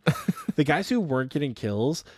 We had D-Boots who would 4 Camelot spec every single kill. Oh. We had Soggy Waffles who would be like, he kept saying chop chop for the drop. My man would Dragon Axe spec at Corp before every kill. Chop chop for the drop. And then after every kill, he would go, pull for pull. It would take a shot every time we killed Corp. Oh my gosh. So many shots. We had some good. It was a rough night for Soggy. He kept calling it market research the entire time. We had some really good times. Nate dying on the kill, he got 99 hit points. He had 99 HP None and to not spare. a single fucking point of it left. That's amazing. He got 99 and then promptly died. Well, you get 1 HP back. So like if you were 98 and you got 99 and you got hit for 98. No, he got 99 and then died like a few seconds later. Like he didn't get like stacked out. He just like greeted it and died. I see. That's funny. Yeah, no, the instant cape gamble. I've never been guilted so heavily. I've never been peer pressured so much in this game, and then actually gave into it. Than that second cape gamble. I was so like, I'm not gonna do that. I'm not gonna gamble my cape. And I had 8 people in VC going, "What? You're just gonna abandon the team and not gamble your second cape?" Like everyone was like, "You gotta do it right now. Gamble it, gamble it." And I got nothing. And they're like, "That was a stupid decision. Why would you gamble your second Infernal cape?" Yeah. And then Fear says, "I don't think He Nate doesn't. has his fire cape back." He doesn't. Dude. He was going to Chambers Everyone- with a myth cape. Literally so many people on my team gambled fire capes that they only had the one of. Like, it was cool. I think the only people who didn't do it, I think Modern Major General didn't because he just got his first one like a week before bingo started. And then Soggy didn't get his until the day after bingo ended. But I think everybody else was like, I can do Jad. You need to do, Chad. Like we all went to the Chambers Mass, and everyone who didn't have an Infernal cape was wearing myth capes or already That's closed funny. the whole time because we gambled everything in search of pets. So we had a ton of fun. And then like the farming cape. I don't think Soggy had an assembler or a range cape like we were all wearing. So he's just like, I got the farming cape. Oh. He just brought that as his back slot with the crystal bow. That was so much fun. That's awesome. Continue. Who's next? All right. Torin says, getting to learn and run all 3 raids. Also learning to solo Cox and Toa. Gonna learn to solo Tob soon. No, you're not. Oh, On a side note, my goal for the year was to learn all 3 and complete a solo of each. I don't think that solo Tob is like viable. So like you could solo entry mode, But so like solo top has not been done by very many people. Like maybe I'm thinking about hard mode, but there's like a cold one thing. Like he did a solo top on a hardcore Iron Man, and that was a big accomplishment. Yeah, like SOST says you can do it, but it's annoying. It is annoying. Like it's not like, yeah, the strategies you have to employ suck for solo top. From what I have seen, Fierce says it's not good. Very RNG based, and it's very long, and it's not farmable. It's more of like here's a photo of the MVP board of me soloing top. I'm never gonna do that again. Gotcha. Gotcha. Well, good luck. Good luck to you, Torin. Finally, for our Spotify replies, before we move on to our YouTube, Legend Gary says, massing Vedion with my bingo team. I'm happy to have found content I can do as a group with my Iron Man. We never got a Voidwaker piece, but between the team, we got 3 champion scrolls. Damn. Jesus. Damn. That's gotta feel shitty. At Vedion? Sorry. Oh no. Damn. I got a Voidbreaker piece on the day it didn't matter. Unfortunately, I'm actually kind of salty about it. Like in the moment, I was like, "But it's fine, it's money." But looking back, it would have been nice to at least contribute to that final legendary tile in some way. All right, guys. Moving on to our YouTube replies, we asked you the same question: what was your favorite bingo memory or moment? Favorite. What was your favorite bingo moment or memory? Why you gotta do that? Why you gotta like interrupt me while I'm doing my second take? 77774, or affectionately known as Sevens or 74. He was on my team. Doing my first TOA expert with our team and managing not to die, or dying 5+ times during the post bingo Cox mats. I unfortunately was like hard locked off the PC after bingo. I got on to give you like money for like that I had from buy-ins, and that was it.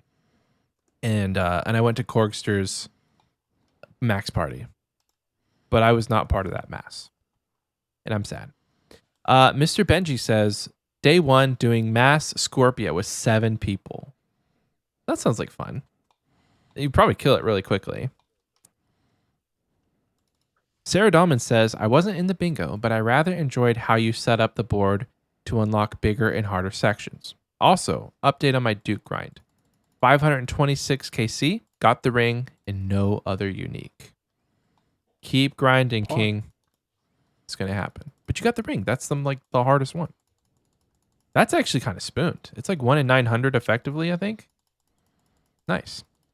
Zero Fox says, 13-man mass Cox trying for the last tile on the last day. Oh, yeah, you guys like Mega Rare was the last one.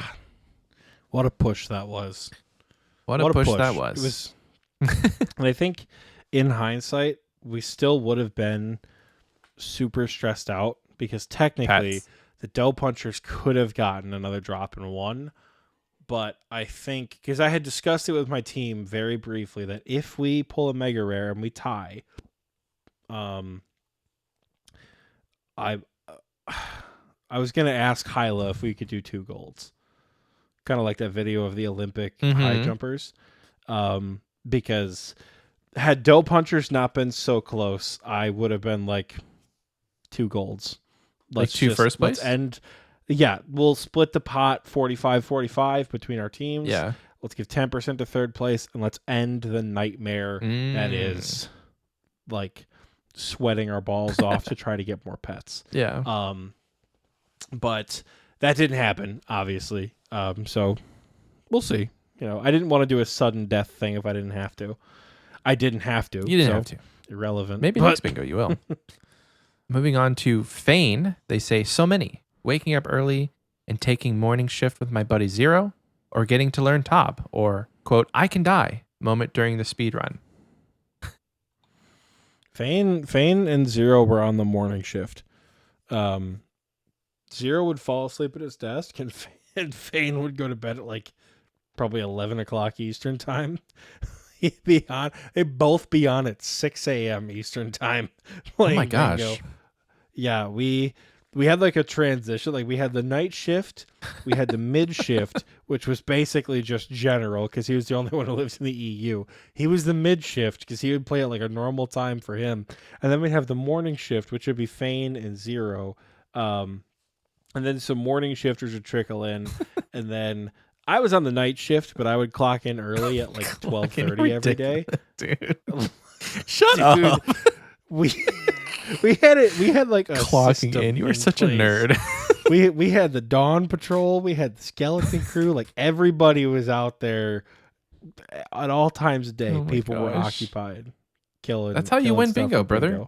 Bingo. You're damn right. is It won is. by We had a playtime. damn good time doing it too. Moving on. SOSD3 Man. says, getting to the small boat and void and full sending portal hunting as a 7-man plus team with full 8-way switches, 1.5 billion gear. I might have been called a whale. Also have to let everyone know that Iron Man, EHB, and Wise Old Man is half for mains. Why? Why do mains get more efficient hours bossed? I think it's harder or something. I don't As know. a main? Harder as an iron. It says Iron Man, EHB, and Wise Old Man is half of mains. So they get less efficient hours. They get more EH. Oh, they get more. I'm confused. Math isn't mathing in my head right now. That's why we'll move on. Craig says the fact that me and the boys already have our team name for Springo 24, it's AGS8. AGS8. I don't know what that means, but you guys do, and that's all that matters. Shinkiro says, I have two. One is finding a team to Tob can be tough, and getting to send multiple Tobs during bingo with the boys, and getting 4 purple splits was an absolute blast. Number 2 was pulling the final Voidwaker piece to complete the tile at 2 a.m. Shout out to all my C4 boys. That shit was hype. I think I clocked out at 4 a.m. that morning, and then like got up, took my medicine, went to the bathroom, went to bed at like 4:30 a.m.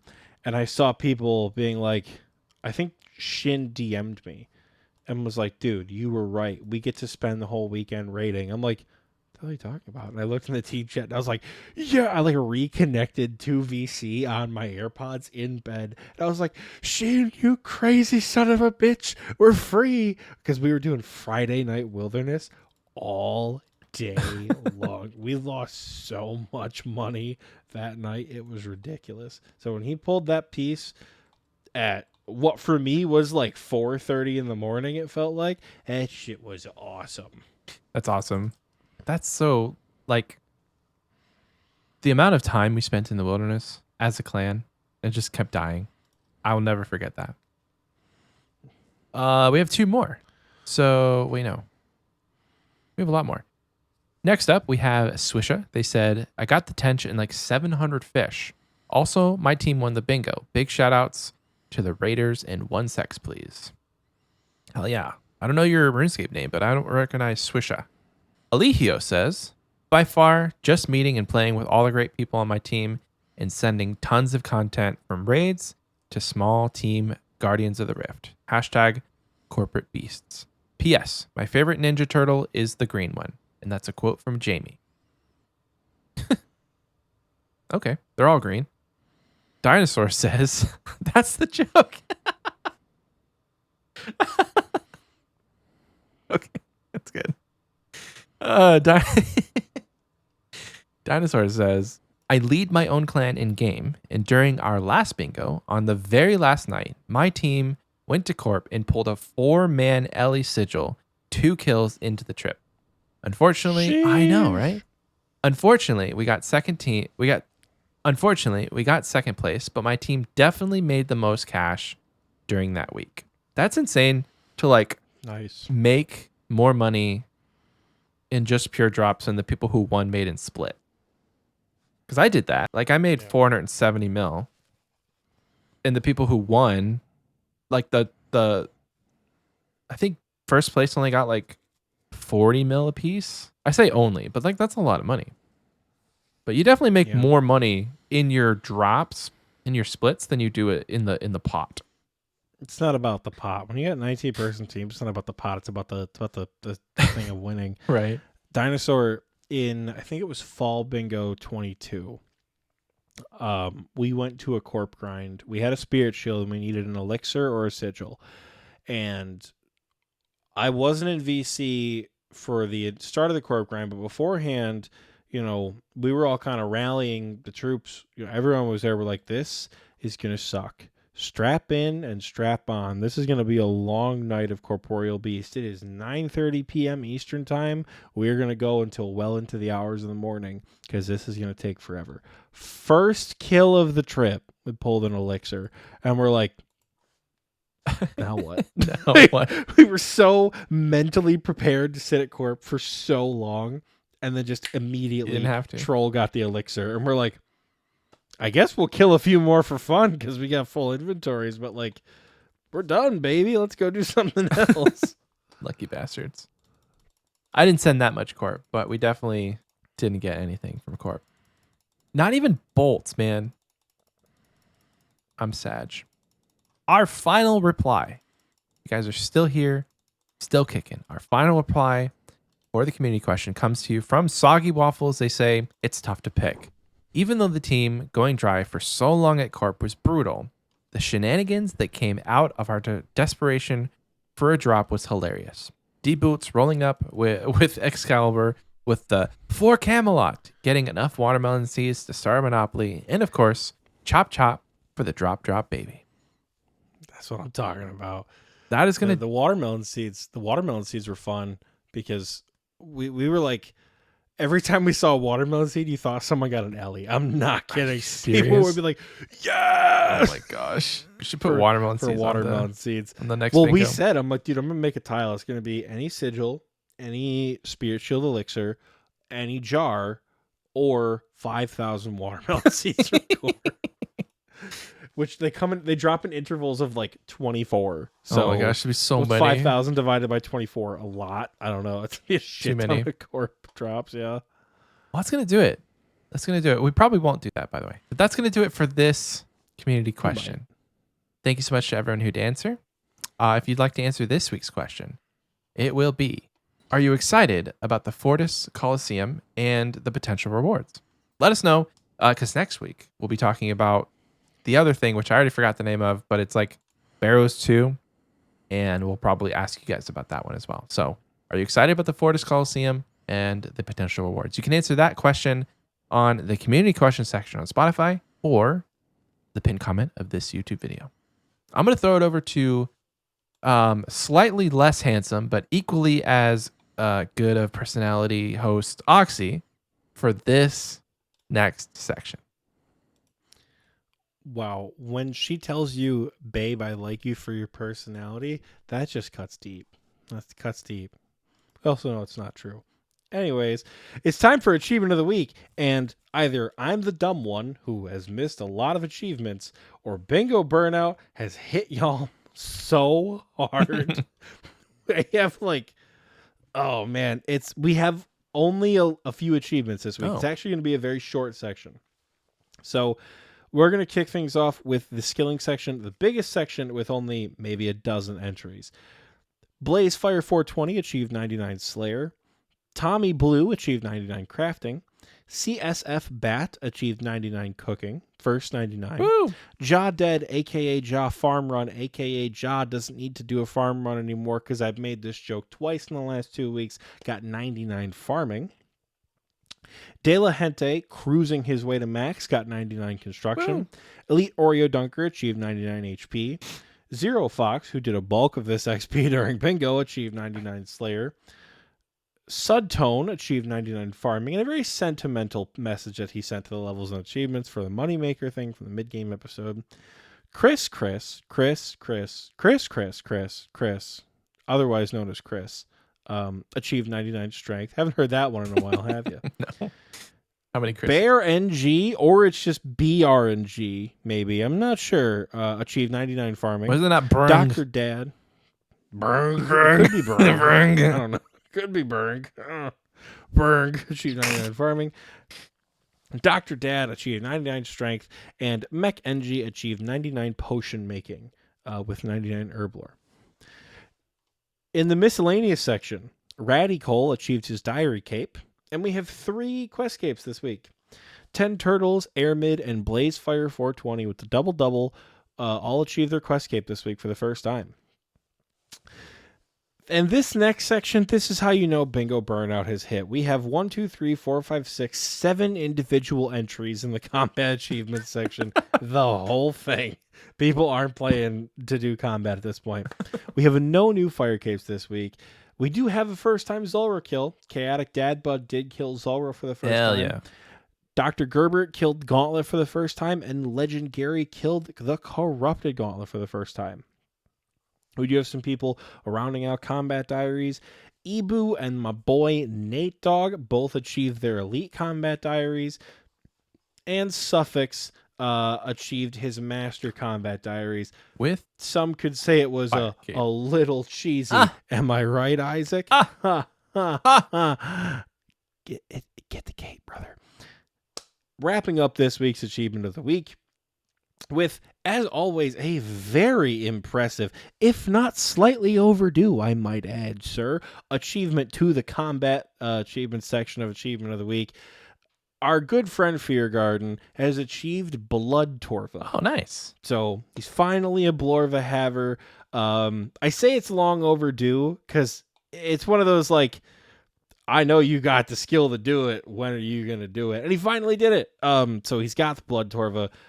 That's going to look awesome with, the cape and scythe and everything. So congratulations to you, Fear, my friend, for getting what I think is almost every piece of flex gear at this point now. I think you're only missing the Zuck helm.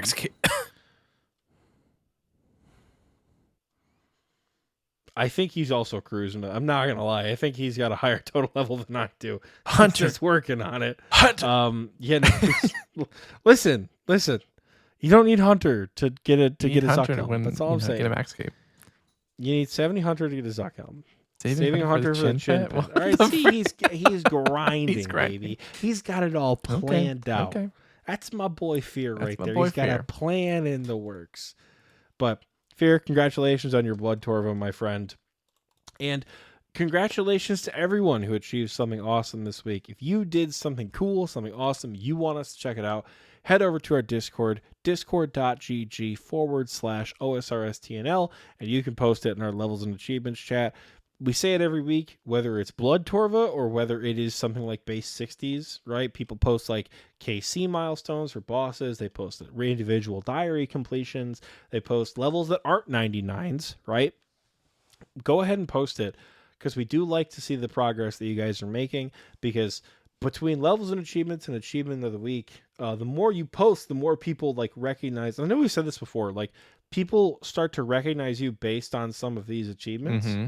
Right? Like when you're actually actively working towards something and you're posting your progress and people know, right? People, and they do care. Like it's super cool to see all the reactions for someone who's like been going for a pet or going for a level or going for max or going for their Infernal Cape or whatever it is, and people finally get it. It's really cool because we have a kick-ass community in the Discord. Go check it out. Life has returned to the general chat. Not me, necessarily, because I'm still burnt as hell on RuneScape. I have been AFK runecrafting. We are 111 KXP away from base 90s, and I don't even think I'm going to get that done tonight. So life has returned. People are back in general chats. People are playing. People are raiding. Come hang out in Discord. Do all the super fun stuff. It's a lot of fun. And I'm not at all biased, by the way. I would never give you guys a biased opinion. We're objectively the best RuneScape Discord in the world. And in that, we also have a fun questions channel that some people post in, but there's only one man that I ask for the fun questions. Michael, my friend, do you have a fun question for us to wrap up this episode? I do. And I am ecstatic to announce. Oh my God, he's got something in his hand. Oh my God, it's a postcard. Actual paper here, folks. Pause champ, folks. Pause champ. Let me tell you, we got this man. His name is air quotes. Yeah. I don't know. Air quotes. I haven't seen you in the Discord or around, which is fine. Oxie just did say we're the best Discord. Oh, sorry, Discord around. So if you're not in Discord, hop on in. But let me just read a little bit of here. So I'm gonna read the front. So it says, "Thank you for supporting my journey." We didn't support the journey, but I'm sure this was just a good medium to write what he wrote on the back. It says, "Thank you for supporting my journey." 4/16/2023 to 10/6/2023. So that's nearly 6 months. 2,198 miles hiked for the Appalachian Trail. They hiked I was just say, the entire dog, Appalachian did Trail. this guy like hike across the country or something? Yes. So they hiked the Appalachian Trail. I'll get into it. Ready? Hello, Oxie and Michael. I've been playing RuneScape off and on since 2003. My Xpwaste podcast kept me entertained during my recent through hike of the Appalachian Trail. I really enjoyed downloading your episodes and listening to them when I didn't have service, especially content about the mid-game. Keep up the awesome work. Steven, aka air quotes. RSN is Melvin Man. So, yeah, this is the man himself Hell right there. yeah, dude. Air quotes. 1, 2, Well, 3 air look quotes. at you hiking across the That's country. a freaking Holy amazing shit. achievement. Like And the Appalachians in too. That's 6 a months. spooky And they place, raised dog. $3,100 for the Make-A-Wish Alabama. So not only What a man. are you doing great things. Congratulations. Not only are you doing great things with your personal achievements, but you're also making a difference for children who really need it. Soggy Waffle says, dude got 99 agility IRL, and I support that. You're damn right he did. Jesus Christ. I don't even think I've walked 2,900 miles in my life, let alone in 6 months. Exactly. That's awesome, dude. And I'm glad we were there to pollute Seriously. your ear holes all along the Pollute? No. He enjoyed it, he said. So it's definitely not pollution if you enjoy it. We do have a fun question. So air quote says, fun question. If you were in charge of a new RuneScape theme park, what attractions would you build? I'll give you a second, because I read this fun question ahead of time, and I have one that I think is going to knock your socks off. But you can go first if you want, or I can go first, and we can get the creative juices flowing together, because I really think you'll like my answer.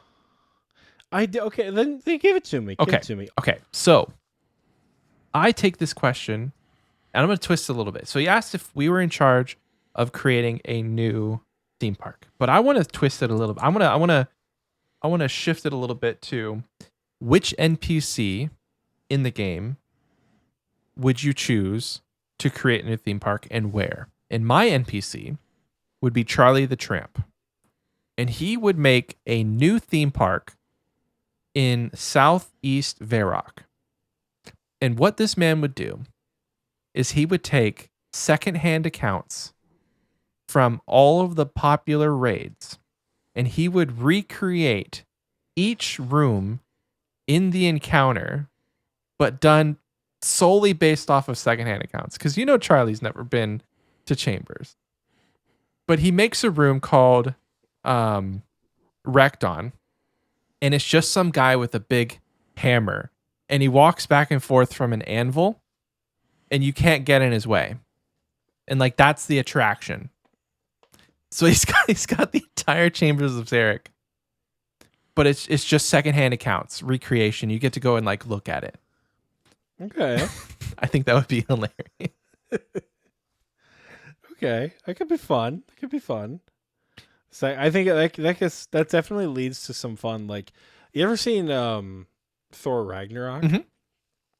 Where Thor comes back and Loki's putting on the play Yes. of like the dramatic death. Yes. That's what I imagine like Tob is. Yes. It's just this like over dramatic thing.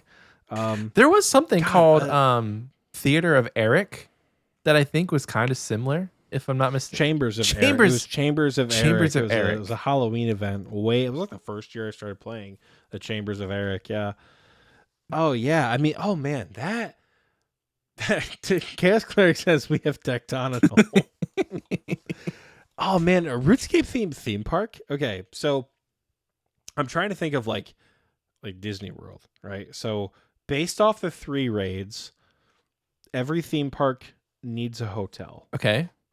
So we're gonna have a pyramid hotel. It's a desert themed hotel, and all the different sections of the hotel, all the different wings are gonna be themed on different bosses. Ooh.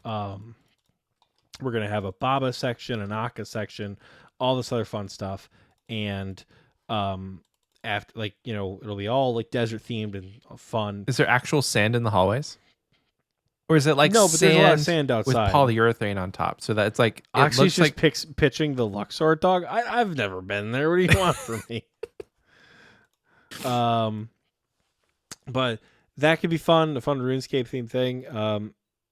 Every theme park needs shows. If you've ever been to Disney World, you know that like part of the fun is like, oh my God, Space Mountain. Oh my God, Splash Mountain.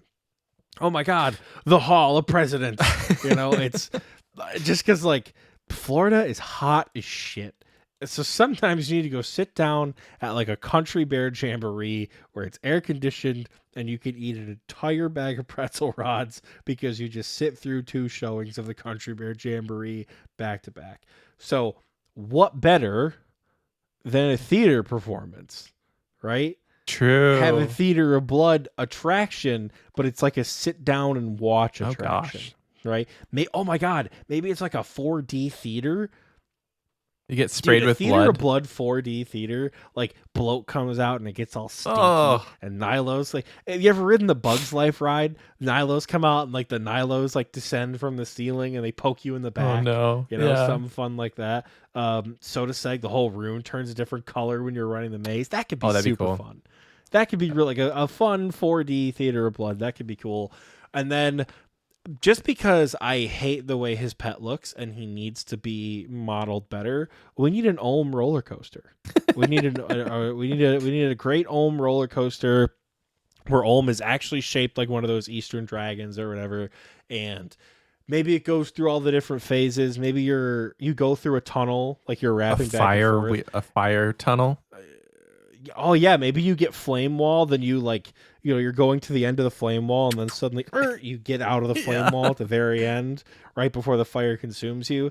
Maybe towards the very end, you're like swaying back and forth or going through a loop-de-loop, and there's animations of like crystals falling all Ooh. around you, like during head phase, and then when you get to the very end of the ride, everything just lights up purple. Oh, You can that'd get be off, cool. You can get off the ride. That would be cool as hell Yeah. to have that. We need Oh, the Gnome man. restaurant for a RuneScape- food attraction. Oh yeah, dude, the Gnome restaurant definitely. Could you imagine the Grand Tree as like a theme park attraction? Ooh. Like almost like literally like Disney World again, where like it's the Grand Tree in the middle of the Yeah. park. That could be so The cool. pizza options Oh, and the man. potato options would be bussin'. I'm just gonna tell Dude, you right now. The potatoes would like absolutely. Yeah. It would. They would be So really many. good. I'm trying to think of like what other RuneScape things could make for super cool attractions. I think you feel could have like small town, like if you recreated Catherby, and like you know how they did like Hogwarts had like Mhm. whatever Diagon Alley. You could have like a recreation of Catherby, and then maybe there is actual like you can pay to fish.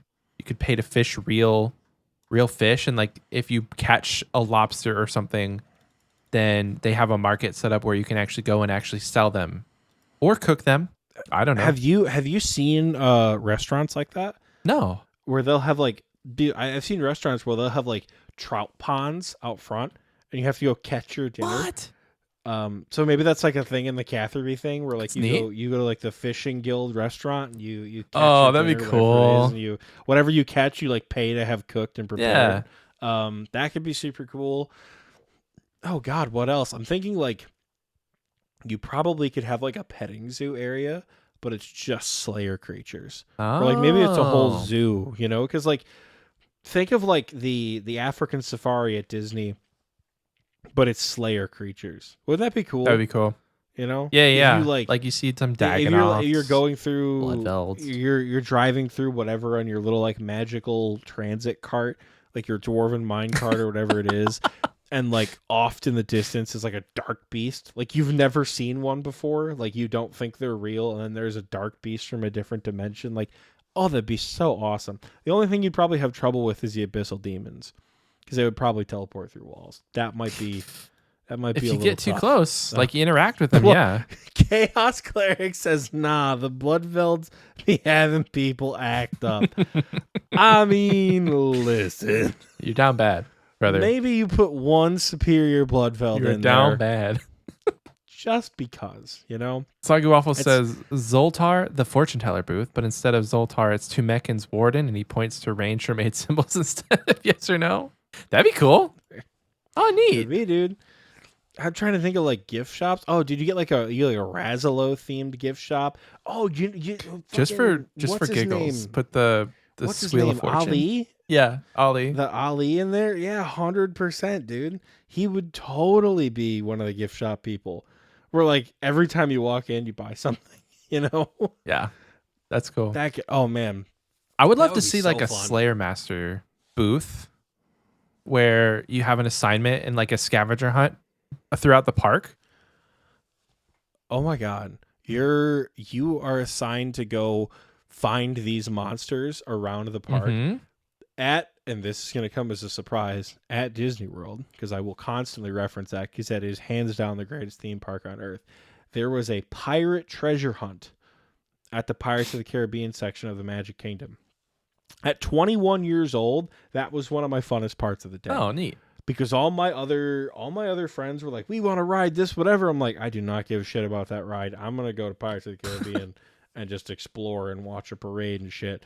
So I did. And I didn't make it through the treasure hunt because I got back in time and it was time to eat dinner. I was pissed.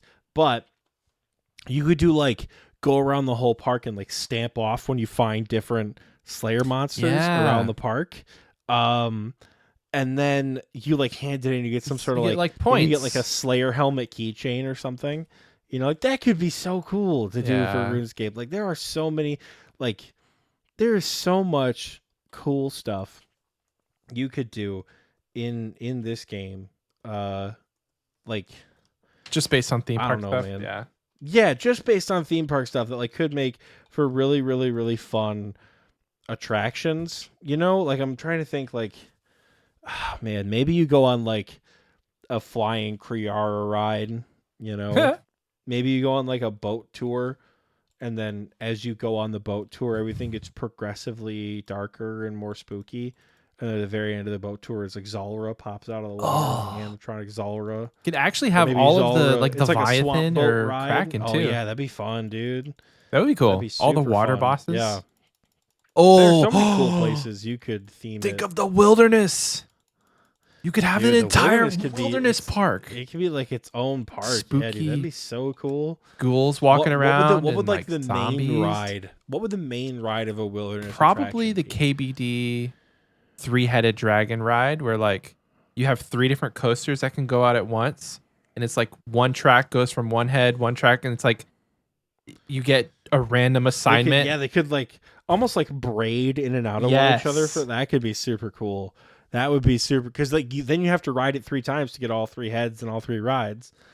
Hold on a second. That could be super cool. RuneScape Wet and Wildy. They already did this apparently. Jagex has a theme park. I don't know. Editing Oxie, put this on the screen. I will. Yeah, What is this this? is just some like neat little stuff. This is probably old from Jagex. I'm Huh. making a funny pick. Yeah, that could be Oh, cool. Like this is there's like a lot of fan- fun potential. Fan made. April Fool's joke. Yeah. Oh, okay. Like oh man, there could be just so much fun, like stupid stuff. But yeah, man. Air quotes. What Thank you for the question. Do you have more? Yeah. No, I mean I could probably sit here Oh. forever and think of stuff. I'm thinking like you get the wilderness section, and it's like picture like laser tag Uh-huh. or something. Oh, it has to be something to do with PvP. But it's all PvP. Like it's all like a skulled up mini game or something. It's LMS. Oh. And you go in there and you like, you know, I don't know how the purge, not quite. I don't know how you put that in a theme park. But that could be super cool. You definitely have so many. You have Fat Tony's Pizzeria. You have what's it called? You have the resource area, gift shop. You have the Mage Arena for a special attraction. A lecture by the crazy archaeologist. I don't know. A library, an actual library where he's like, learn to read. Yeah, exactly. Reign of knowledge, baby. That is that's a fun question right there, because you could do some fun stuff with that. Indeed. Thank you so much, air quotes, for the question. As always, guys, if you want to answer the question for yourself, head over to our Discord and post it in the Xpwaste chat. We want to know. I'm sure air quotes would love to know. And air quotes, if you're not in the Discord, please join. Let us know.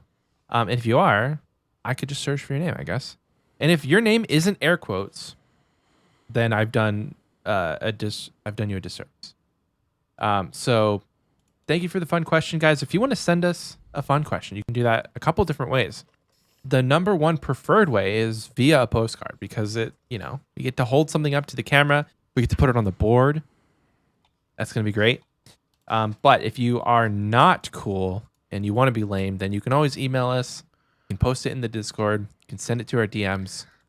But cool people send us postcards. We want more fun questions. You're listen. You're just as cool to me if you send a fun question through one of the many electronic outlets we have for a fun question.